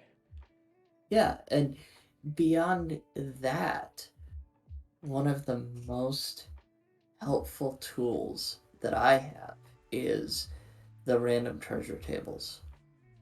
So I have I do a lot of randomizing. I'll make random dungeons. There's a whole thing in, I think, the DMG in the back about making random dungeons. Um, it's super helpful for me because I'm not an architect. I don't know how to make a castle. So this random dungeon, um, and then you want to make sure that when you're doing all these random things, it's still connected to the larger story. So you've got these random treasure tables and these art objects or uh, gems. They fall out of these random treasure tables. And one of the things that is most helpful for me is like it'll say a tapestry. Well, the tapestry is of the manor of one of the characters and shows a battle plan. Mm-hmm. It just said a tapestry, but all of a sudden now we've got character interest in this tapestry that was part of a random. Mm-hmm. Yeah. Yeah. Also, you can. This is an interesting point. In Powered by the Apocalypse, you can always hand things over to your players for that type of integration into the world or the backstory. You could be like, what does it look like? You know, what does this tapestry look like? And the players answer it. In D&D, it's a little bit more GM discretion to do something like that. Mm-hmm. Um, and like, depending on if you have a view, like a long view for what this could be, like describing it as, oh, that's the tapestry with the battle plan of the manor that you came from, um, versus saying to a player, you found a tapestry, like what do you think it looks like? I think it's less common in D&D to have that kind of player agency, but it's not impossible. Yeah, yeah, and there are situations like that too where they got these gems, and all of a sudden the players were asking me questions about the gems and how they were cut, and um, improv, Mm-hmm. the yes and mentality, great for D&D. Mm-hmm. If a player ever asks you a yes no question, yes and, Mm-hmm. the only time you should say no to a player is when it will actively break the structure of the world. Or if it's working against what you think are their intentions. Like, I never like gotcha moments where it's like a player says something and I know, oh, that's going to explode in your face. And it's a mechanic of the game written in the rule book that you should know Yeah, that that's going to happen. Uh, yeah, gotcha moments are never fun for anyone. protecting players from the rules is another big GM goal. Yeah, say more about that. So there are a lot of rules in D&D that basically confine the make believe, and um, that causes players to make believe in such a way that you know it's going to be confined by the rules later on. And I think that's what you were getting at with the gotcha moments. Mm-hmm. You have two options as a GM: say no or bend the rules. I lean more towards bending the rules. Celestial Scramble also says, "Are you sure?" is the best, second best tool in the DM kit. Yes, yes. Are you sure? Oh my god, I had a player that anytime I said, "Are you sure?" they would respond with, "Absolutely not. Nope, not at all." So, because they knew I was trying to protect the rules, Mm-hmm. so I ended up asking, "Are you sure?" to literally everything. It it became like, "Who wants to be a millionaire? Is that your final answer? Is Uh-huh. that really your final answer? Final answer now." Um, so I'd that like to was buy an ale at the tavern. Are you sure? yeah, I have yeah, been drinking a exactly. lot lately. Oh my god, it was so much fun. It took this it it actually changed the flaw of the character because it was the super confident barbarian. Uh-huh. And the DM asking, "Are you sure?" ended up building this lack of confidence into this barbarian and ended up changing the flaw on the character sheet. And that's the other thing I want to mention: the personality traits, the flaws, the bonds, the even the alignment. Those are subject to change on a character sheet. Mm-hmm. If you can do that, that's the real true character growth. I also think changing alignment, like as so again, I'm rooted a lot these days in Powered by the Apocalypse systems. Some of them have alignment changes as a move that the GM can make. Like I'm thinking about Avatar, The Last Airbender. Um, Mm-hmm. and like that game is all about alignment and staying in balance.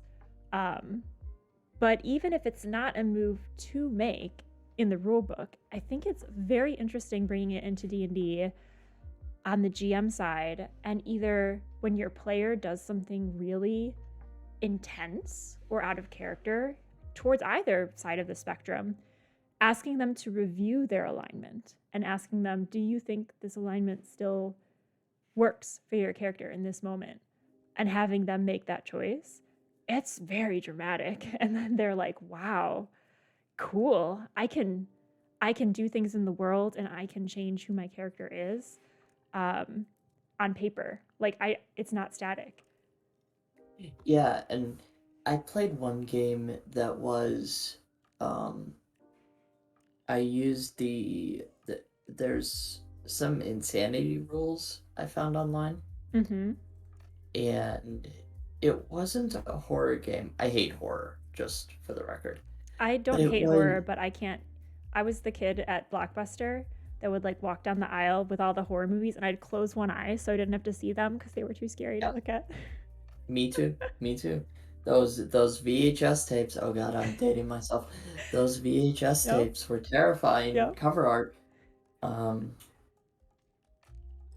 and what ended up happening was, oh, and my Blockbuster had anime and horror like this. So I had to walk into the thing sideways because I wanted to look at all the anime and keep Oh the my horror god. behind me. It resonates with me so much. I know, I know. What was I saying? We were talking about, oh god, I got us completely Along off the rail. Oh, for those of you who um, just joined in, the off the rail unicorn is an animation I'm going to create eventually that denotes our tangents. I think I would have to hit that button too much. Maybe we won't do that. well, I think you and I are a bad mix No, for we're a this. good mix. This is a good Well, vibe. good Good in that both of us. tangentially. Yes, yes, exactly. Um, Well, so I before hold your thought there, please don't forget it. Let's go to a okay. bio break because all of those hydrates have kicked in for me, and I also want to be sensitive to the fact that we've been chatting for a little bit, and give our audience a quick bio break as well. So we'll be back in like, you think like 3-4 minutes is okay, Josie? Yeah, sounds good. I'm gonna make some more tea. Excellent. All right. Well, don't go anywhere. Chat. We will be back shortly for more chatting and rolling for coffee. So see you soon.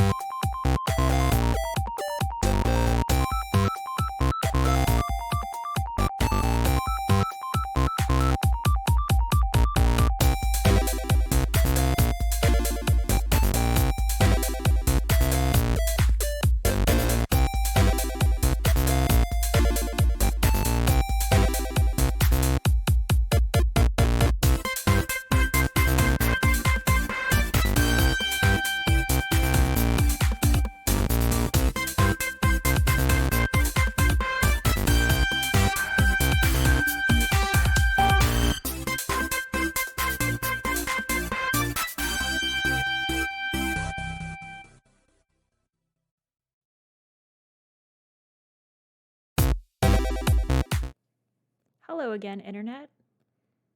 Oh, let me adjust Josie's camera. Josie's standing very healthy. You're good.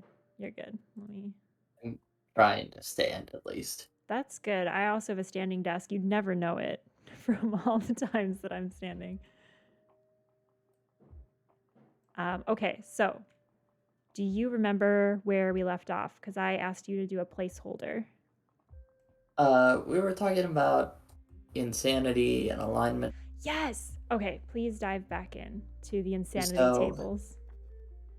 I once used them, and it doesn't flow with not horror games. But I took those rules, and instead of using them for insanity, I just used them for alignment. So essentially, where someone went insane, Mm-hmm. their alignment shifted into flux. And Hmm. then what they did then affected their new alignment when it stabilized again. So they got a directive essentially from the table that told them to RP in a certain way, and then they took that forward. It was a little bit the opposite. Their their alignment changed to what I called influx, and basically anything they did something that would not align with their alignment, they had to roll on the insanity. And Mm. they got to a certain point where in the table they would go insane, Mm-hmm. and I just changed that to influx. Mm-hmm. And then what they did over the next course of time until they became sane again determined what their alignment was when they came out of it. Hmm. So it was almost like if you betray your alignment enough, you throw your alignment, your celestial alignment, in. Like, you have no alignment right now. And the universe watches what you do during that time and then locks you into another alignment. Hmm. Interesting. How did the Yeah, it was. players react to that? I'm really interested to see like yeah, like how they reacted to all of those mechanics. So a couple of them really liked it, a couple of them hated it. Um, and it was the players that are more rule based, Mm-hmm. that are more static. Like, what if you have a player that writes their character sheet and then sticks to it, Mm-hmm. they're gonna less like that kind of thing. Mm-hmm. Um, so you, you have to know your players. Know your players. Yeah, exactly. Um, I want to revisit that, but I just Mm-hmm. haven't had the chance to. Mm-hmm. Um, it was a really, as a DM, as a GM, it was a really cool system, and it was one of those homebrew things that I made when I was homebrew too much. So if I did it again, I'd probably make it a little more like, The double um, brew. yeah, exactly. The story in the. Or even like a double concentrated cold brew. That's Yeah, also yeah, a good exactly. metaphor. With that, refill. Cheers. Cheers. Ching. Um, For our I chat have too. moved. Hope you're coffee drinking, tea drinking. Celestial says, I saw something interesting where someone said alignment only really works on a cosmic scale. At the character scale, of course, folks will often make mistakes or do contrary things. Exactly, exactly. Which is why you have to have kind of an averaging system, which is what I tried to do with the so that if you did make mistakes, it didn't hurt you. But if you make consistent, intentional mistakes, then it throws you into flux, and Yes. that's the kind of cosmic feeling behind it. Yes. And Um, that's in my games where I would ask a player like, "Hey, maybe take a look at your alignment. Just check in on that." Um, but I like a mechanic for that. I think and plus consequences are always fun. yeah, So, yeah. that's really neat. Um, I it's scary for players to be anything related to evil though. Like they really resist it sometimes, depending on the player, I guess. yeah, yeah. And there are some players where evil is unthinkable. Mhm. And as a GM, you have to learn what it really means. Because it's not going around murdering everyone. It could mean that, but it's not. Like Right. in it Well, if you wasn't in Critical Role wasn't Essek evil aligned? I think so. Lawful evil? Something Yeah, like that. something like that. I thought that was a really great example of like, hey, even characters that the party adopts and really likes can be evil. Yeah, yeah. And if I highly suggest that everyone read very deeply any section on the rule book about it. Say, can Because you say that again? You cut out for me. read in depth any section in the rule book about alignment. Mm-hmm. There are a lot of little things in there that explain it a lot better. Um, and I haven't found something as simple as this, but have you heard the stats and tomatoes thing? No, what's that? Okay, so explaining the six basic stats, you can do it through tomatoes. And this is something I saw online. I didn't look this up, so don't credit me or anything. That's quite Um, all right. Strength is about how effectively you crush a tomato. Dexterity is about how effectively you throw or dodge a tomato. Constitution is how likely you are to survive if you eat a poisoned tomato. Uh-huh. Then we get into the more mental stats. Those are the physical ones. The mental stats. You have um, you have intelligence, which is that a tomato is really a fruit, not a vegetable. You Well, have actually, I know. Well, actually, scientifically, it's a fruit, but it's one of those weird things where, and this is the wisdom side of it, is knowing not to put tomato in a fruit salad, even though it's a fruit. yep. And then charisma is being able to sell a tomato based fruit salad. Love it. Now, with that said, Well, then, okay, initiative also is that's a good analogy for people understanding initiative is tied to your dex, right? Because whoever can throw the tomato first in a tomato fight, you have the higher initiative. yes, exactly. And after I had told this to a few people, uh, they said to me, but there is a tomato based fruit salad. I'm like, huh? They were like, salsa. Oh, But I took a bit and I thought, and salsa is a tomato based vegetable salad. Celestial Scramble just said salsa in chat too. Yeah, there you go. There you go. But it's a tomato based vegetable salad People, because what's in it? this is the food talk you came here for. Like I know, right? RPGs and food for the win. So, with that said, I haven't had breakfast yet. So No, now I'm super hungry. Josie, it's so late. You are welcome I to eat, please. no. I usually don't eat breakfast till like 11:30 noon anyway. Okay. I don't want you to be putting off sustenance for our chat. He is my sustenance. I Um, feel that. I feel that.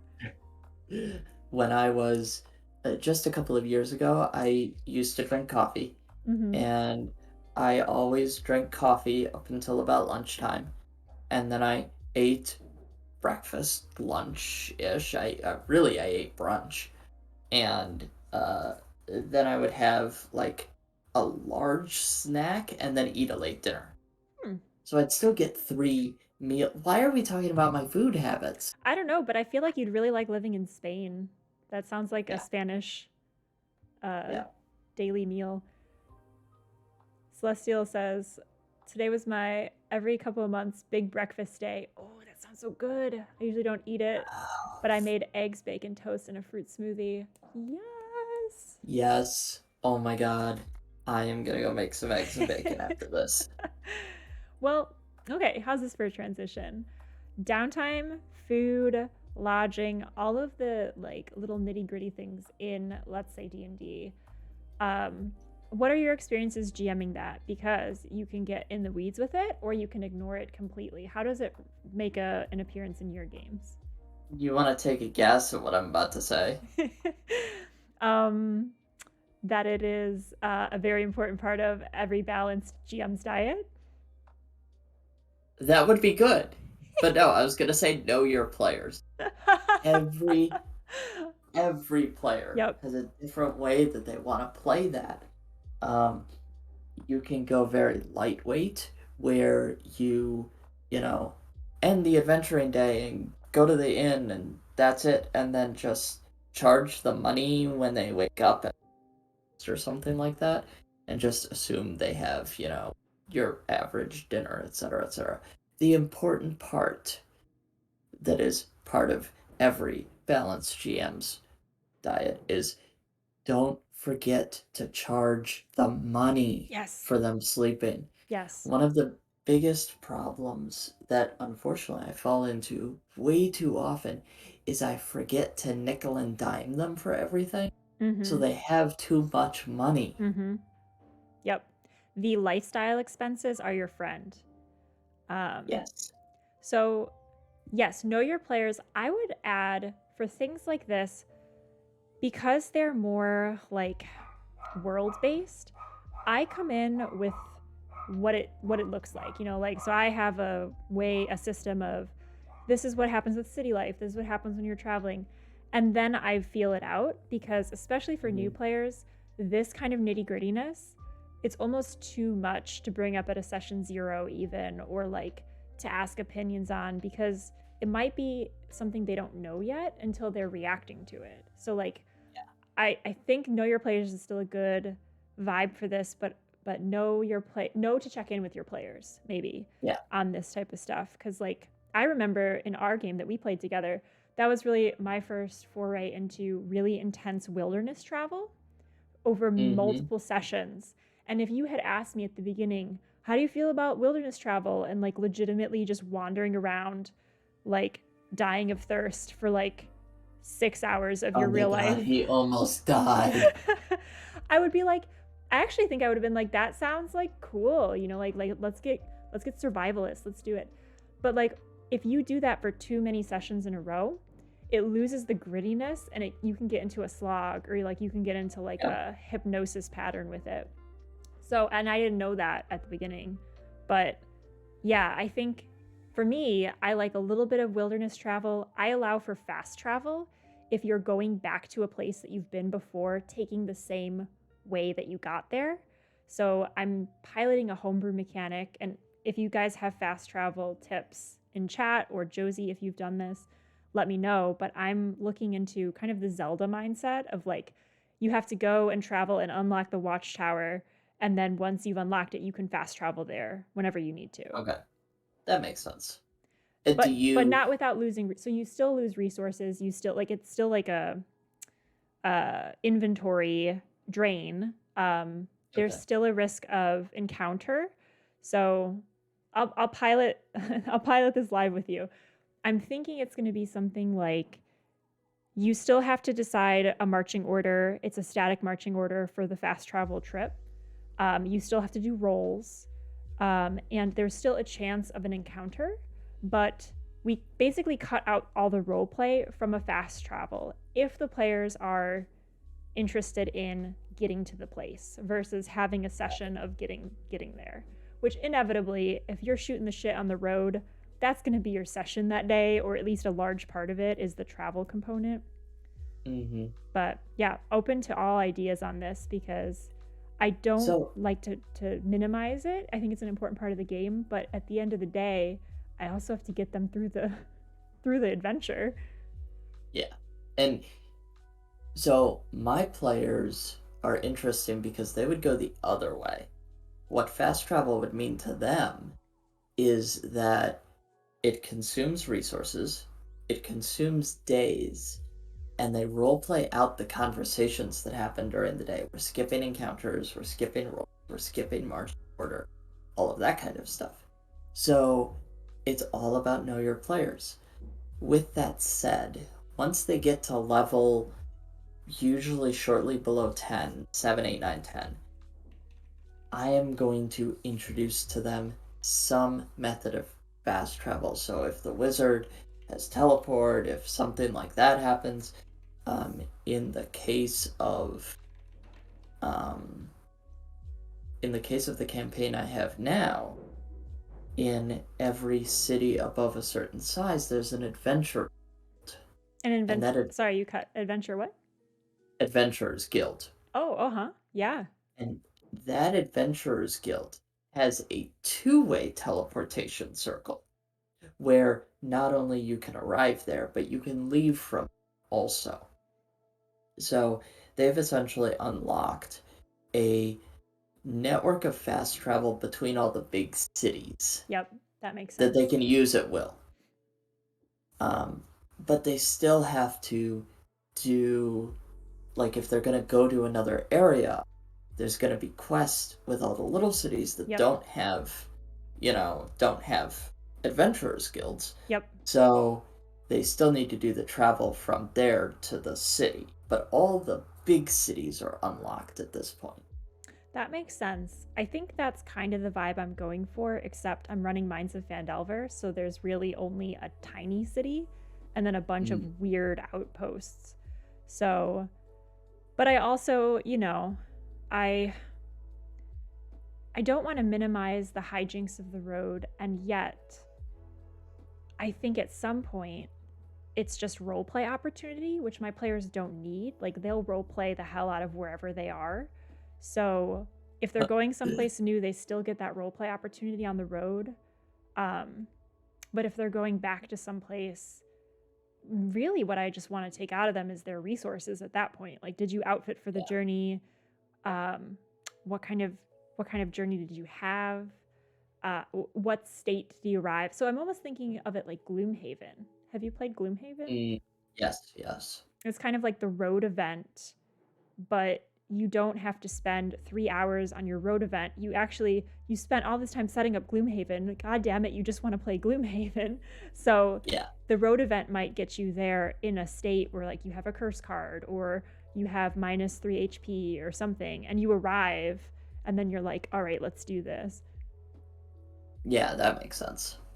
Um, so it's all about what type of game you're going and lean on your players for that. As you mentioned with Session Zero, that there are especially newer players. They don't know what they want. Oh my, not that song. Sorry, I'm listening to separate music in my headphones, and it was B-52s, and I'm like, that is not appropriate for this. Um, um, oh, and chat, this is a great moment. If can you hear the music and is it at a good level? Let us know if that's not the case. It should just be kind of lo-fi, but please continue, Josie. um, so yeah, you were saying about Session Zero that especially newer players, they don't know how to have that. So you you have to repeat Session Zero periodically. And what I mean by that is just go to your players after session, say, we did this thing that I want to make sure you're still comfortable with. We did these long travels and stuff like that. And this is something that I'll be honest, I am not very good at, but I need to do more of. Just check in with your players away from the. Yeah, I think that that's a good mindset for most things, except for monsters, right? Monsters are kind of the one GM only uh, secret knowledge. Players think they can know about monsters because they can look them up and think they know what they do, but little do they know that they have been modified heavily to match what we envision the monster to do. Um, how do you go about setting up a meaningful encounter? Because I feel like between the conversation we've been having today, you and I are not ones for just like random one-off battles that don't mean anything. Um, Mm-hmm. so like, can you share like a big boss battle or like an encounter that you're really proud of that you feel like was a really good, either like a good fight or like just a good way to help characters grow in their journey as adventurers? So there are many different levels of encounter balancing I found. Uh, One is just the bullshit trash that you fight on the road, the random table encounters, the stuff like that. Um, and The bullshit trash you fight on the road. yeah, I mean, that's what it is. If you've ever played MMOs, when you go raiding or when you go through large dungeons, there are your bosses, and there's all these little monsters that you have to fight on the way that are just essentially just your. They're there to consume your resources.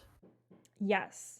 I And argue that they should also be interesting though, because like you can only fight random shit on the road so many times before you're like, God, I don't even like in Zelda again, like running through I would run past those camps of um what do you call the them? boblins, The the boblin, the little boblikins, yeah, the little yeah, bobbly guys. Like at yeah, first they were really interesting and it was intense to see them. And then eventually I got to the point where I was just like, see you guys later. I gotta go do something. Bye. yep, yep. And that is what always happens with the bullshit trash fights. And that's what the boblikins are. At the Babos. beginning, yeah, Babo at the gabos. be- at the beginning, those fights are interesting just by themselves, by the Mm-hmm. fact that they are fights. But as you get a little bit later, you have to have a story in mind. And once you get to like level 4, level 5, those random table encounters are just resource consumption. And you have to have something else. So, in regards to that something else, you can do it one of two ways. You can have a fight that is balanced to be deadly. So, if you look through the charts um, of how to balance a fight, Mm-hmm. which, by the way, I hate. One of the things that I learned the hard way. All the balance in D&D is built around no magic items. If the characters have even one magic item, deadly is going to be hard. Hard is Mm-hmm.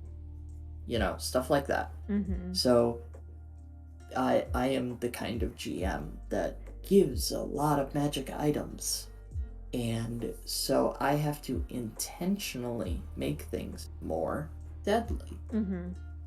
So you can go the route of having one deadly boss fight and have like a story driven event that takes you straight there with no other monsters. I did one recently where the DMPC essentially got abducted and That's what they're good taken. for.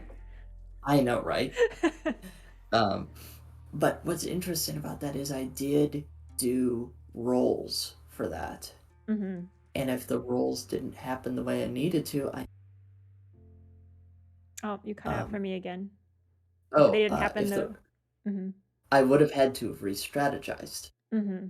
because DMPCs are not for that kind of like Plot arc. you said. Yeah, you said that it's easy that you can just abduct the DMPC. Well, that's true, but that feels weird.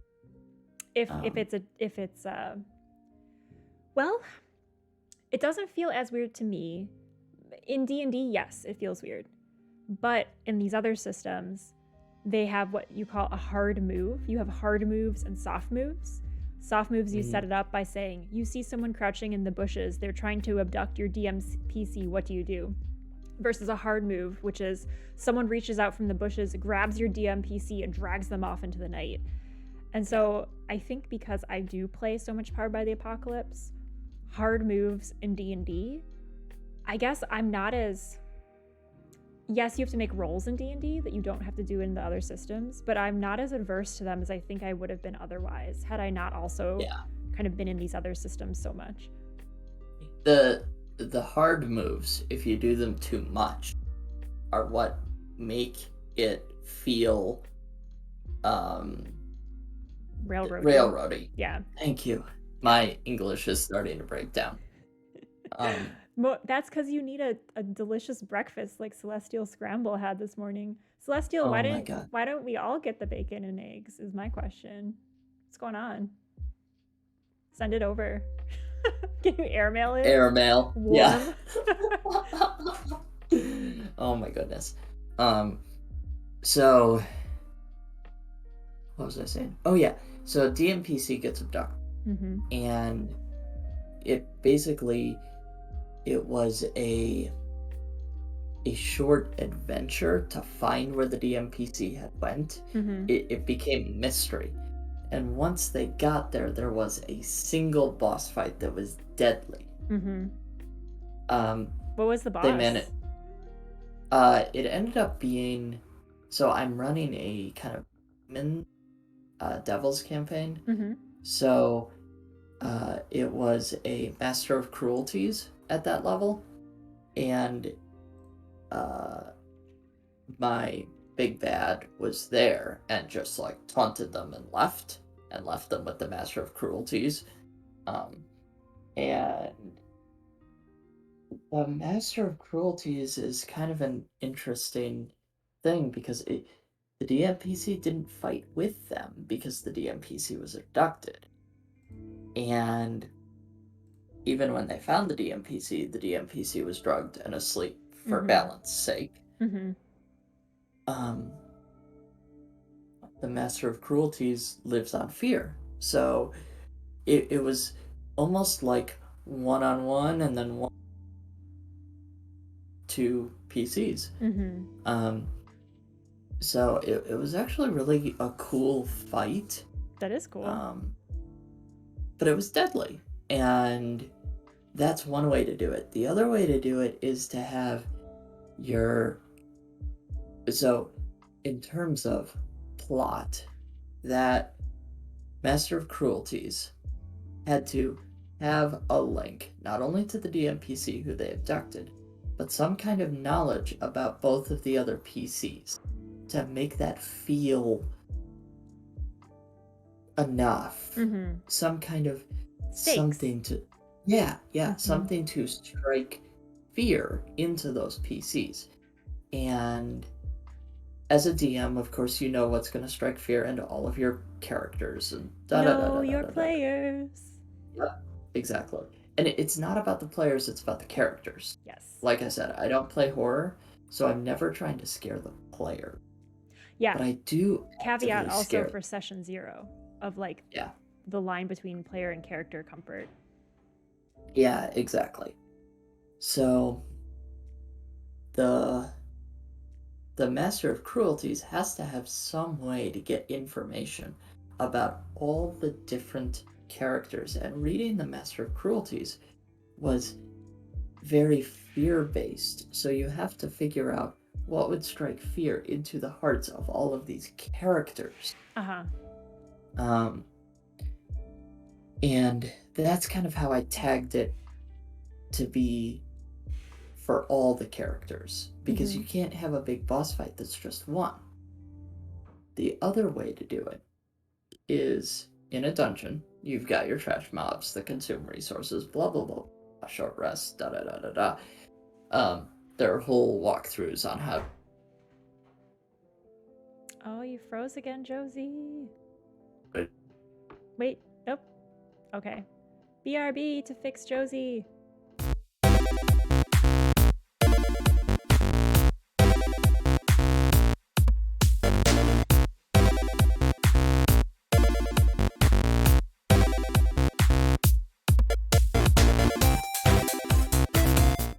We fixed Josie. So the big D word crashed on me again. That's Discord. Yes, yes. I I don't feel know like what in a it. Dungeons and Dragons related conversation, there's too many D words. DMs. Yes, yes. Oh my god, you're right. Um. So where was I when I crashed? Because I was prattling. You were talking about player fears. Oh, and you were also talking about like just the dungeon in general, like, short rest, resource management. Okay. So there's all kinds of walkthroughs on how to do that, and it's a nightmare, and I don't want to get into it because I hate explaining it. Um, I honestly hate doing it too, which is why I'm more of a GM. The dungeon prep. Uh, yeah, Mm-hmm. yeah. And you never know if the players are going to do it in the way you intended them to do it. So you've got to Mm. make sure you have places for short rests in like everywhere. Yeah. Um, That's actually, and I think, the funniest thing about from the player side is when GMs tell you in so many words, this looks like a good place for a short rest. I mean, like, yeah, it's so, the way that that happens is so funny. Like, oh, it just looks so calm and peaceful here in this disgusting goblin ridden cave. Like, these bones look so comfortable. the the way to make sure the players can take a short rest anywhere so that you can avoid that is to make sure there's a way for every room to be barricaded. Mm-hmm. Um, and But even once you do, then, there's always that uneasiness, which is okay, I think. yes, yeah, and it's okay to interrupt short rests. And long rests. Yes. Um, but when you're planning a dungeon, you can either do it with one very hard big boss that knows a little bit about every character, like the Master of Ceremonies, Master of Cruelties, or He would be you the can. worst MC for a graduation. I know. I am your Master of Ceremonies. My name is Master of Cruelties. Ha ha ha. So the other way to do it, which is something I much more prefer, is to have smaller bosses, but like one for each of your PCs that has threads to that PC. Love it. So there's no one big boss in the dungeon, but there's multiple smaller bosses. And that way, they can. One of the biggest problems I have with dungeons is if I do the one big boss thing, the players will naturally gravitate that way and kill the big boss, and then the rest is just clearing out trash, and it's so boring. But if you do the multiple little bosses and one in each quadrant, they'll find their way through the bosses as they do the dungeon. Mm-hmm. And there won't be that part of the game that is like, clearing out the trash and opening all the doors. And Mm-hmm. like, after you finish, if there's only one goal in a dungeon, once you finish it, the completionists are going to go open all the doors. Yep. Unless you're like And us in our game when we don't even go into the main room. We just yeah, leave the entire compound.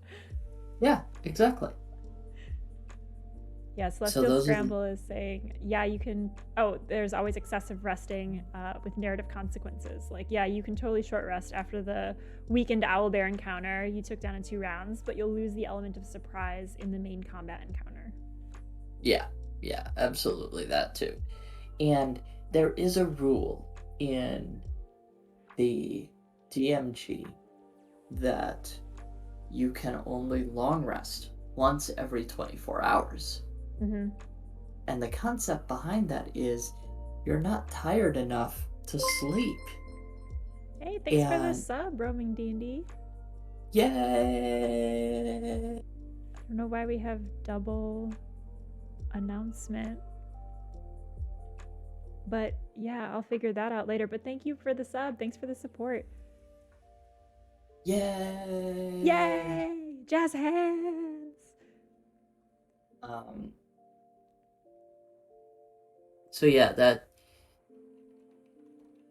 like I said, I'm much more of a GM, so don't come to me with the dungeon stuff because I'm not good at it anyway. But no, this is critical because it's like if you are a GM, how does being a GM look when you do dungeons? Because like it's not that you don't Yeah, do dungeons, but you do them in a different way, which is super yeah, important. yeah. The key about dungeons is you either have to find items or meet enemies that are directly tied to every, not just one, character in the party. And they have to have an emotional tie. Like it's Yes. not enough that they were neighbors once. Like Yeah. strong Yeah. emotions. Yeah. Which is what I've infused into the Minds of Phandelver campaign because when I played it as a player, I didn't know who the hell. Okay, spoilers. Spoilers for Minds of Phandelver. I didn't know who the hell the Black Spider was and why I gave a shit by the end. But as a GM, I'm setting it up so that they have known this character kind of from day one, and this character has gone from being their friend to being their frenemy to being their straight up enemy. So that each of the Okay. players has a real or characters has a really strong feeling against this person. Even a jaded love interest relationship for one of Wow. them. Yeah. That's awesome. That is awesome. Um,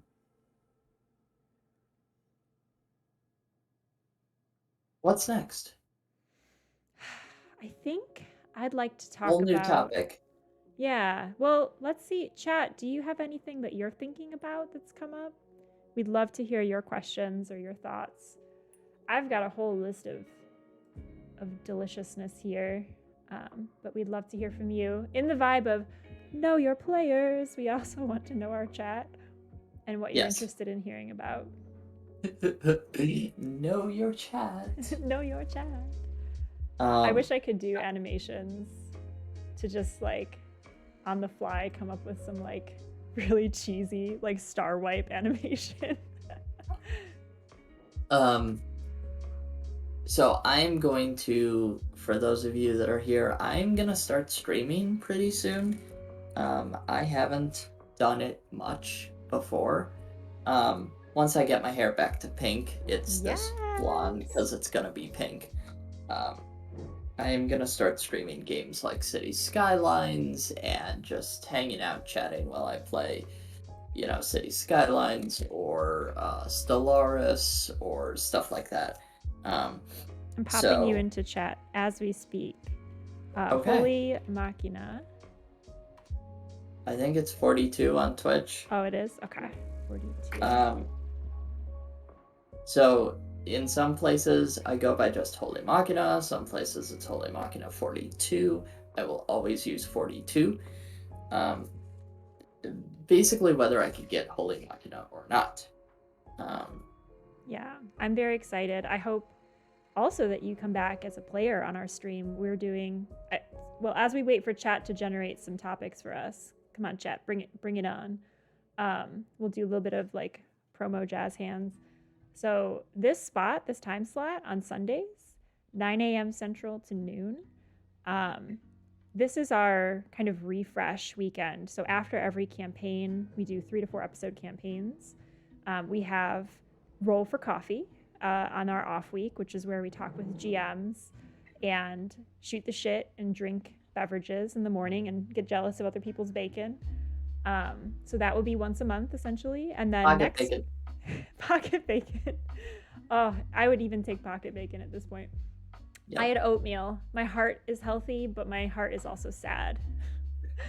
um, but yeah, next Sunday we're kicking off a new campaign. Monster of the Week is the system we're playing in, and that falls into that Powered by the Apocalypse system that I've kind of been dabbling in here in our conversation. It's in a lot of ways a juxtaposition to D&D. It's very narrative, very like character driven, very collaborative. So that's going to kick off next Sunday, 9 a.m. Central to noon.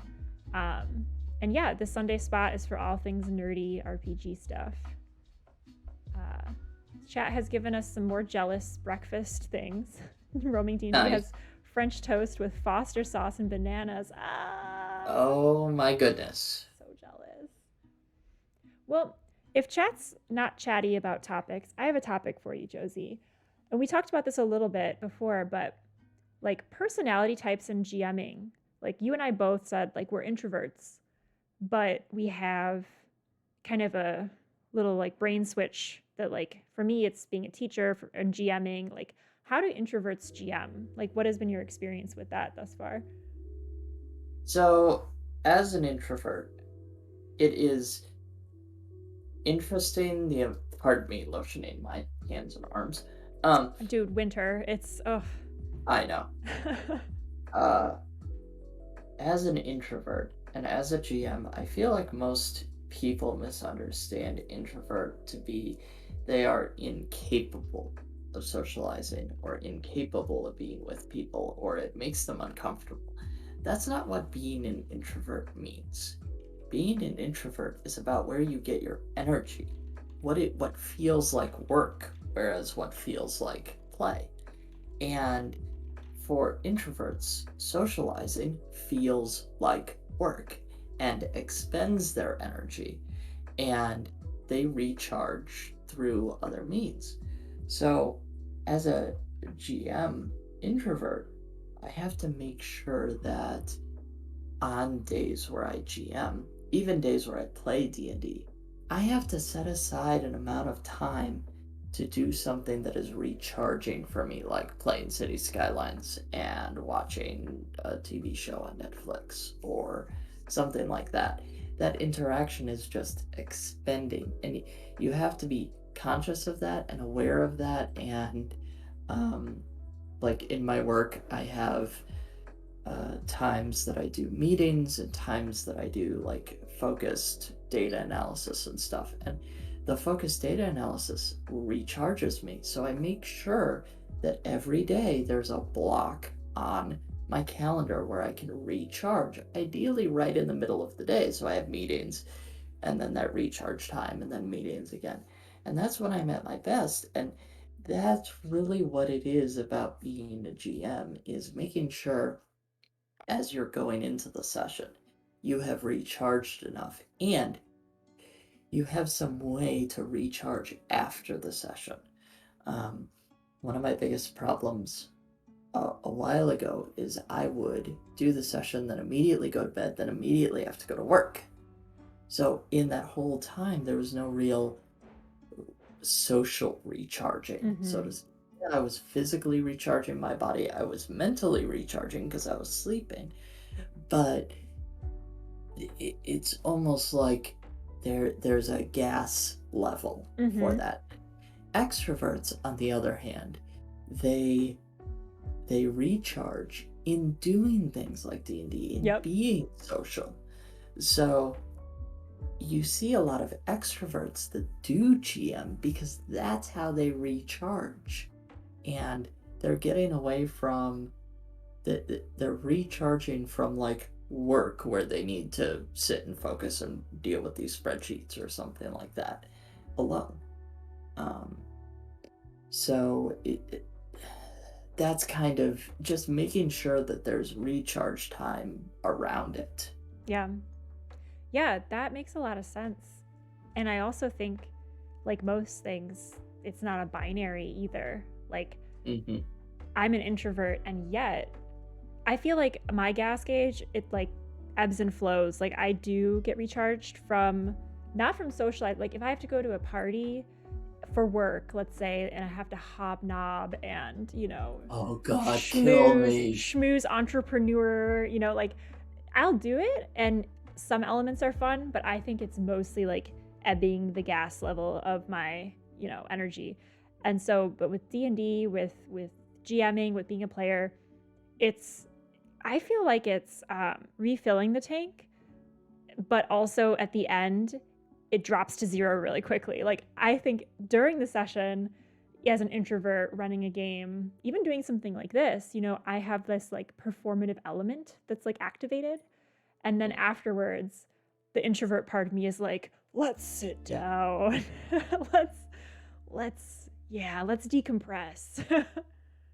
That's like your turbo jerky where that performance is like uh Oh my god, you did you use turbo jerky as a noun?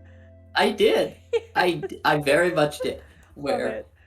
as you're as you're doing it, you're eating this like turbo jerky and it's energizing you.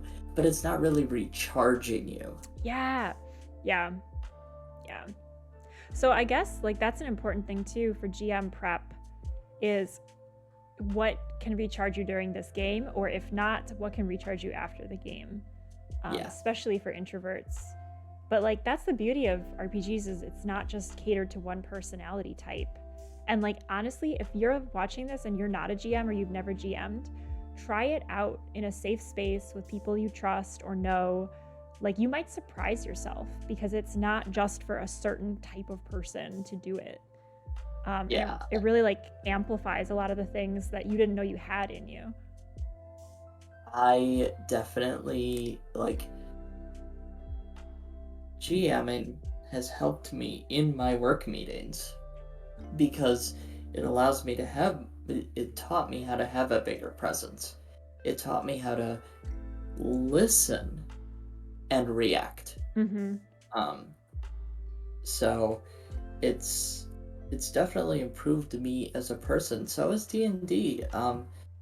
D&D has led to a lot of major things in my life and has helped me struggle through some actual real troublesome stuff. Do you want to talk more about that? Yeah, I guess I can. I If am you're comfortable. If not, no no. worries. I am. I just didn't know if this was an okay time to like dig it in, and I'm a Yeah. little like waiting. How do I dig this in? Yeah. Um, as you know, and as your viewers will know in a second, I am a transgender woman, meaning I was assigned male at birth. I lived the first 27 years of my life as a male with the whole male privilege that went with it. Um, and D&D helped me come to terms with that. You know the character, the player that plays the same character over and over again?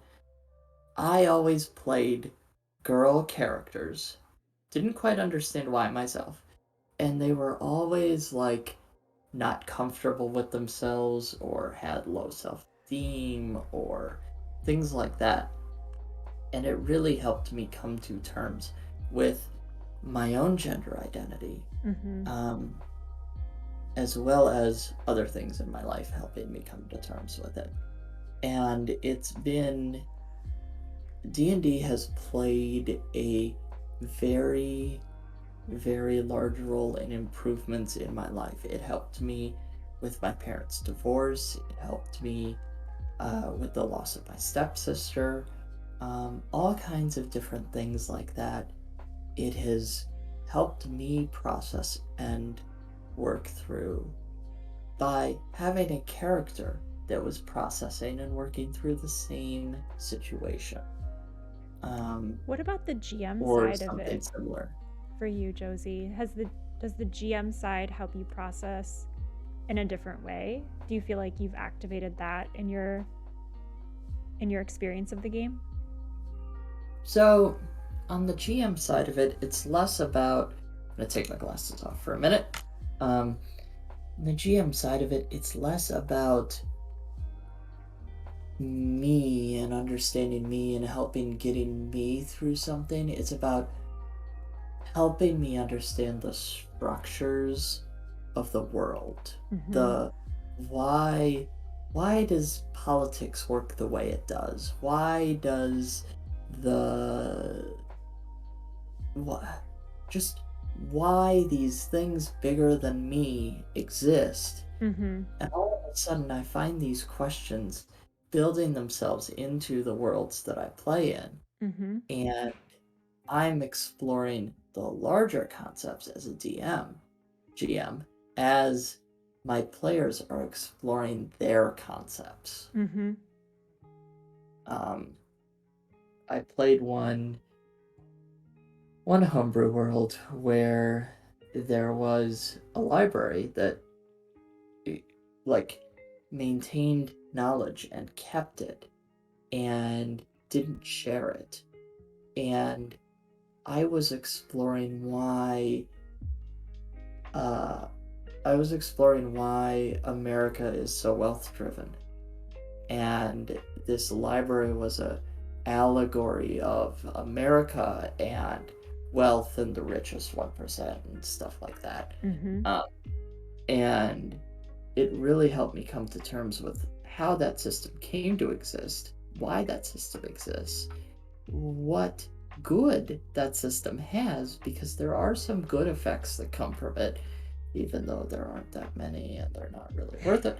Um, and it allowed me to really feel that out and understand the system. Yeah. Yeah. I mean, I think world building generally, and I would also call out, I know I've plugged it a few times, but the Powered by the Apocalypse system format, you're world building collaboratively. So like in D&D, a lot of times it's you starting out working with source material, getting to know the players, but ultimately like calling the shots and like processing a lot of that Mhm. system work. But when you're making things together with players, making the world together with your players, you're all kind of processing it together. And so, like, something that came up in one of my games was the role of the police. I mean, like, we have guards and knights and like law enforcement in so many of these worlds. But, like, in real life, there's a lot of contention around that, Yep. especially in the last 2 years. And that's come to Yeah. the forefront for people that may have never even thought about it before. So it's like a really interesting processing space for systems, but then as you said, also for people. So like as a trans woman, like that, it sounds like that was a big part of your gameplay experience on the player side and the GM side. Yeah. Exploring gender and the different way gender was handled in these fantasy races was a very interesting, like, it allowed me to question. Mm-hmm. And that questioning led to realization, and that realization led to change, and that change finally led to me being comfortable with myself. And being trans is not something I would ever choose to do.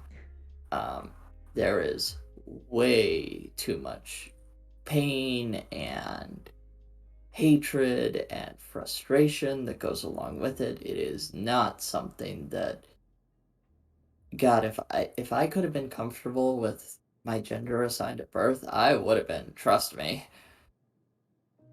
Um, Yeah.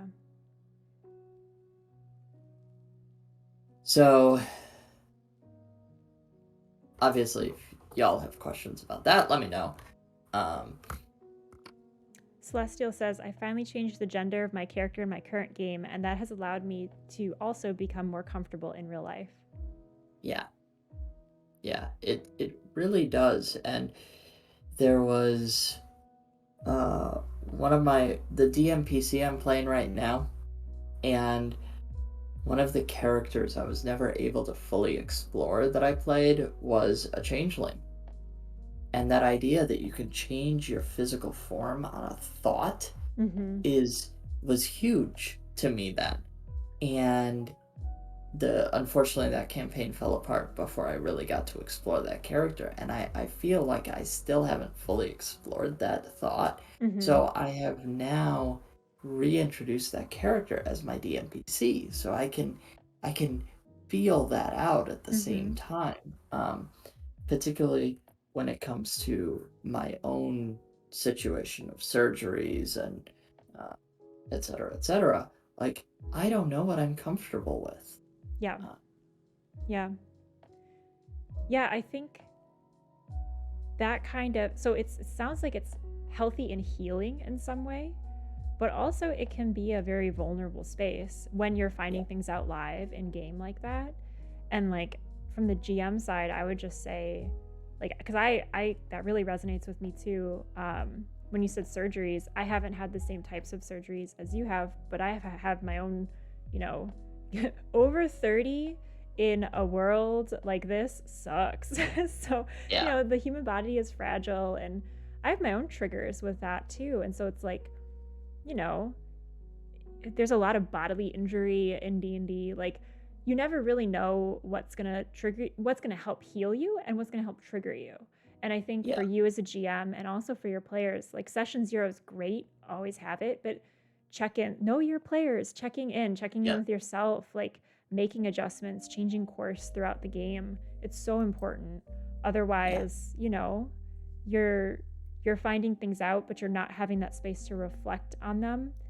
Um, Mm-hmm. and players, I think, especially new players, might not realize how personal like RPGs can be. And so they're Yeah. finding that out in a big way. One of the other characters I'm playing right now is changed physically and mentally by the seasons I'm playing in Eladrin. Mm-hmm. And that concept of you are a function of your environment, I can't wait to really feel out, because I've always felt like the environment around me has been antagonistic towards me. Mm-hmm. So I'm I'm hoping that with this character I can start feeling like, okay, that the environment around me is natural and helps me grow and that kind of thing. But it's these mental and emotional struggles that if you really build into D&D or any, I say D&D because it's my most, like, I haven't really explored other systems. Um, and it's, oh god, I tangented myself. It really helps growth if Mm-hmm. you can build, like, D&D has been such a boon to my life to help me grow and grow in ways I never expected. Who Mm-hmm. knows what's going to come out of this character that changes with the season. Um, the last character I had that died too early um, was all about learning how to grieve, and Yeah. I'll want to get back to her at some point because that's still some growth that I need to work on. Yeah. Um, Yeah. so I loved that character. That was from our game together that Josie and I are both players in.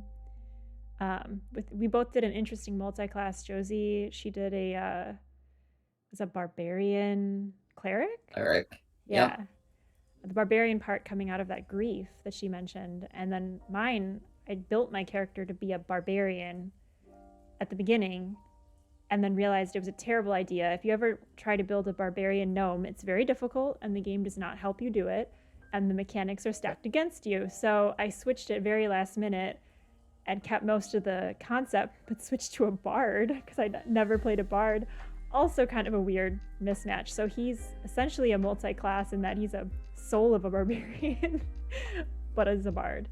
And then later multi-class to druid. So yeah, I think yeah, I'm that, also working through something in there, maybe. yep, yep. Um, and it's if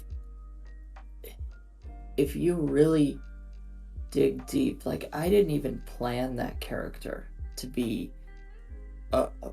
learn how to grieve. I put my heart and soul into making that character, and then naturally the events of the game caused her to struggle with grief.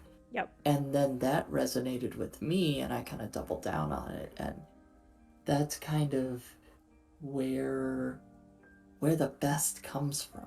Yep. And from the GM side, that's why you don't need to plan. You need to plan the right things as a GM, because if you're Mm-hmm. planning just like the garbage side of the road fights, like if that's where your energy is going, you're missing out on your characters and your players and like what they need to like be excited about or to be challenged by or to react to, like opportunities for characters to react to things versus I'm going to set up this encounter and it's going to go exactly this way, or I'm going to set up this dungeon and I hope they go Yeah. down the right path because that's where I put all the good stuff. Like that's missing the opportunity for just like the space, like creating space. If you can prep a session by creating spaces for different things, that's all you need to prep for, is just like Yeah. where's the room in which this kind of cool thing could happen, or where's the room where it's going to get sad, like where is that, and then if they don't go that way, boom, it appears over here. Just kidding. Boonk. this Yep. emotional opportunity is now here. Great. Yeah. I have in the past rearranged dungeons as people were in dungeons. Yeah. Um, it's again a little underhanded, but No, there I are don't think it is. I don't think you need to frame it that way. I don't think it's underhanded at all. I think it's supportive of the players. yeah, I mean that's a good way to look at it. Making sure that the players the players are telling the story they want to tell with their characters. At the same time, you're not telling the character's story. As a GM, you're telling the world's story. Yep. So you're telling the world's story, they're telling the character's story, and at some point, these two need to merge. Yep. That's the real hard part. Yep. That's where the magic happens. Mm-hmm. Well said. We have one question from Celestial. This was from a little bit ago. Do you have any unique tips on how to run a live stream campaign? I'm thinking of getting one started once I start streaming. Planning on starting later off this month. And then also, I've just been working on my session 0 doc and wondering what, oh, the little things in the way, and wondering what extra things might be good to include. And that they have used session 0 in job interviews before, and that's been very successful for them. So yeah, let's hear your thoughts on session 0, Josie. So I want to actually go to the other question. Oh sure, go I for have it. no experience live streaming, so I am going to totally bow out of that question and say I don't freaking know anything. Um, so now session 0. um, I think the the biggest thing with session 0 is genres. What genres are people comfortable with?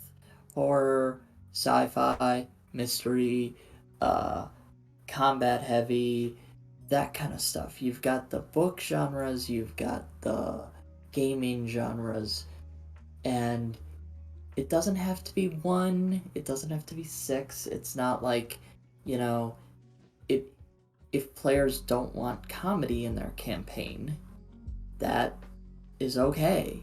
Um, you as a GM have to determine if it's a no-go for you. If you have to have comedy in every campaign, then those aren't players for you, and that's okay. Um, and genres is kind of the key thing to get to. Um, Triggers, are there any like things that are like red flags for any of the players, like self-harm or things like that? Um, and asking the player what story they want to tell. Now, it's not, I have not once gotten the story that they end up telling. Never. Yep. But I've at least gotten them to think that their character tells a story. Yep. Um, what else in session 0? How they feel about dungeon crawls, how they feel about survival, all that kind of stuff, the kind of core mechanic game stuff. I like to also highlight bonds in session 0, which is a mechanic I've stolen from Powered by the Apocalypse systems and thrown into D&D even though it doesn't belong there. D&D has bonds and you know flaws and all of that, but it's done in isolation. So I make the characters talk to each other about it in a session 0. So like, how do you know so and so, or like what history do you have with so and so? I always start them out with like some kind of connection, which might not work for everyone. Some people like the we meet in the tavern vibe, but I find it unproductive. I feel like it's productive if you already know each other on some level, even if it's a cursory, like I bought an item from this dude. Like, good, cool. You know, just some way that you have a feeling or a bond or something with another character so that you can like kind of hit the ground running in session. Yeah. And a lot of that depends on what level you start at. If you're going to start at level 1, that is less necessary. But if you're going to start at like level 5, that is absolutely necessary because now you're in the second tier of gameplay where the characters have those bonds. The Mm-hmm. first tier of gameplay and the D&D tiering system is actually really intricate and understated a lot of times. That first tier of gameplay, 1 to 4, is about making those bonds. Mm-hmm. And if characters struggle with it, then it's good to start them out with something. Yep. Um, and then you've got the second tier, which is like 5 to 9 or 5 to 10, something like that, where the characters now have those bonds and a party is created, and the world starts intruding upon them. Mm-hmm. And then you've got the next tier where they are now intruding upon the world. Mm-hmm. So, Rabble the rousers. yeah, exactly. The tier system is there for it's very intentional, and if you haven't had a chance to read about the tier system in the DMG, do it. But the DMG even doesn't say enough. Mm-hmm. Read online, search for it. There are a lot of good theories and GMs that have talked about it. Um, Once I figured out the tier system and started getting it right, everything in D&D flowed better. Nice. I will review that. I think that that's a really good call out because it sounds like very much like bonds from other systems. Yeah. Um, and I think we'll wrap up soon, just because I know we've been chatting for a bit. I remember I told you yesterday, Josie. I'm like, how do those streamers like just talk for like 3 hours? Like, how do people do that? I don't think we're gonna do that. And like here we are, just like shooting the shit. I get it We did now. it! We did, yay! But we'll end with a question from Celestial. So, what class do you main? And is there another class you want to try in the future? Oh, God. This is a really hard question because at different parts in my life, I have mained different classes. And it's not so in MMOs online, like World of Warcraft, which I'm not a big fan of World of Warcraft, but Final Fantasy XIV, EverQuest, I always main a healer. Um, And she's so good I at healing. She's one of the good healers, guys. I don't I don't have a tendency to main healer in D&D, which is actually really interesting. Um, but playing a cleric recently, I'm like, maybe I should main healer in D&D. It felt so comfortable and good. Um, so I'm starting to lean toward cleric as my main. Uh, I've been playing a lot of artificer recently. Mm-hmm. Um, I think if I had to choose a main right now, Which you it do. yeah, it'd probably be artificer. Cool. Um, and as to classes I have not given the light of day, um, and probably should more, Mm-hmm. uh, fighter, barbarian, the really martial up in your face classes, Mm-hmm. um, and bard. I have played a bard only once and I hated it. I hated bard so much. And on top of that, I double hate the bard like sleeping with everyone stereotype. I can't stand that. I've never played. So my bard right now is really weird. He's like a gay gnome that is a misanthrope. So like he's not a stereotypical bard at all. At all. He's like a Yeah, grumpy old man that lives in the woods and it's likes the squirrels. first bard I've ever liked so far. I love it. Yeah, I've never had the, I guess, misfortune of playing with the promiscuous bard, but I guess if done right, I wouldn't mind it. But it just seems like such a low hanging fruit that I feel like you'd really have to do it Yeah. right for it not to be annoying. I had to homebrew a physical intimacy minigame for a bard once, and it was It was terrible. I will never, ever, ever do that again. And it's not that I had to. I thought it was a good idea at the time, and like my GM life is, I thought it was a good idea. That if you sum up my GM life in one sentence, that's it. Um, so yeah, I think Bard is actually the bottom of the barrel for me. Um, Bard is bottom of the barrel. yes, yes.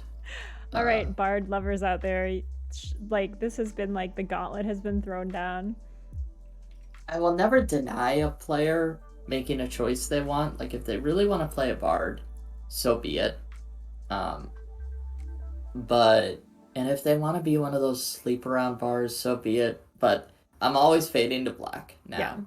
I actually just typed Um, that in chat because I mentioned from earlier Celestials does a red light, green light for triggers. And I mentioned I do lines and veils. And like lines, like a hard line. Veil is the fade to black. Like it's on this, like we can have it in the game, but we're not going to like really role play it out. Or we're not really going to dig into yeah, it.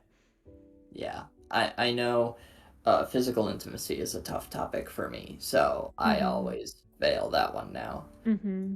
Um, and in terms of other classes,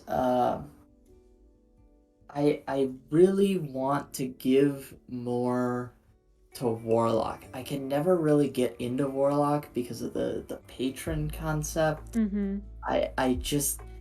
I can't wrap my head around it well Mm-hmm. enough. Um, but I keep making these Warlocks like my D&D Beyond has like 11 characters in it now. Are they, And wait, you have 11 characters or 11 warlocks? 11 Oh, characters. okay. But I I range between like I'm at a low number right now. I've had like 75. Oh my Um god, I gotta get on this. yeah, I only make characters for when I'm actively playing something. I never, yeah. and like I know that's abnormal. Like I know everyone's just always like coming up with character concepts, but like I just have my ones that are active. Well, you know how you have backup characters for stuff. Anytime I think of a character now, I just go put it in D&D Beyond. Um, the character I'm playing now, the Ranger, was a backup character Hmm. concept that I had like already ready when my main died. I'm so bad at being Uh, a player. I do not have backup characters. I feel like all that creative juice goes into GMing for me. Like I have all these like I always think of NPCs. I'm always thinking of that, but when it comes to characters, I don't know. I like can't pre-plan a character for some reason. the interesting thing about it is my NPCs are my character concepts a lot of times. Mm-hmm. So I'll have NPCs sitting around at the Adventurers Guild, and they will be my backup characters for other campaigns. I had my current character in the campaign we're playing has been to my homebrew world that I'm DMing What? That's awesome. because before they're playing before they were in the world they're in now, they've been an NPC in my homebrew world, and luckily enough, they're from the Feywild and plane hopping, blah blah blah. So it's one of those things like in her backstory, she's been to Exandria, she's been to my world. So it's an interesting concept that these character concepts, these backup characters, can just be dumped in as NPCs in the world you're GMing. Um, which leads to one of the most important lessons I have. Don't over prep. You as a GM can only do so much prep before you get expended. Mm-hmm. Don't over prep what matters. Mm-hmm. And we can talk more about that next time I'm on your show, if I'm ever going to Yay! be on your show again. You're always invited in this context or as a player, or I also have a guest GM, one shot spots, lots of fun things that we can do together, Josie. I'm going to shout out from chat Celestial's favorite one sentence character concept Forge Domain Turtle Cleric. Love it. What the fuck? I love it. For me, I will always main a smash 'em and go. I haven't yet played a barbarian. I think I maybe like it. I'm not sure. I'm a monk person typically because monks can have a little bit of castiness, but not too much. They can have a little bit of variety in the ways they hit things. I like the bonus action economy, and I like that they're basically a superhero. I think they're really wild. And when I first started playing D&D, I was always like, I want to jump up on top of that building. And the DM is like, okay, let's talk about how this game works. But with the monk, yes, go ahead, do the roll. Crazy bug shit. Yep. So that's my vibe. I think my next character thing I want to explore is anything that's a full caster. Or a cleric. I've never done really any, maybe a wizard. I'll just go like full on into the spells. I don't know. Don't go full on. I don't Don't know. don't do that. You don't think? Wizards, I strongly contend that wizards are the most complex class. So if you're looking for a real challenge in game mechanics, go wizard. If you're looking for learning how to cast spells and the spellcasting mechanics, go someone that can prep their spells every morning. Okay. So like cleric. I'm going cleric. We'll sorcerer. both be clerics.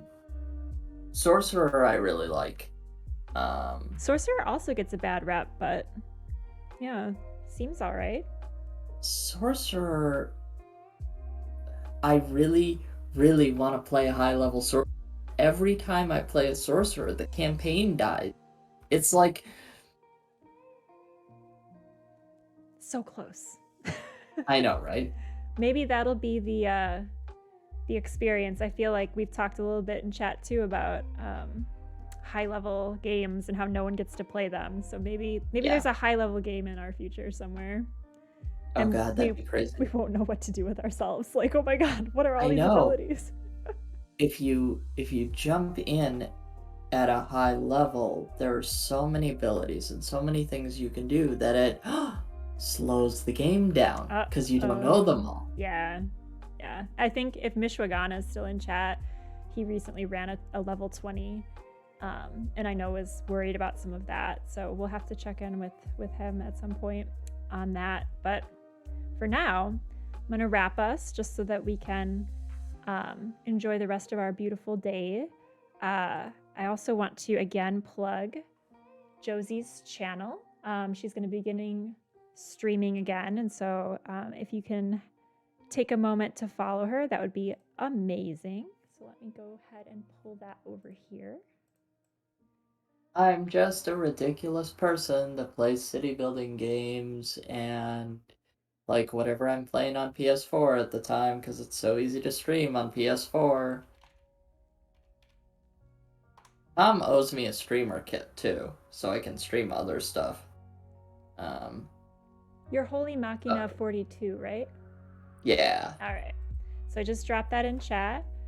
Go ahead and follow Josie on Twitch. Follow us if you're not following Insight Checked and you enjoyed the content today. Follow Insight Checked on Twitter. Go ahead and just like follow me all over the internet. That'd be great. We'd love to connect with you. Yeah, I'm totally on Twitter too. Yes, Holy Machina on Twitter. Let me drop that in. Yep. Oh, actually, I don't have a special Twitter link. What is my Twitter? My Twitter is just whatever the hell I'm thinking about at any given time. That's a really long Twitter name. And a lot of retweets.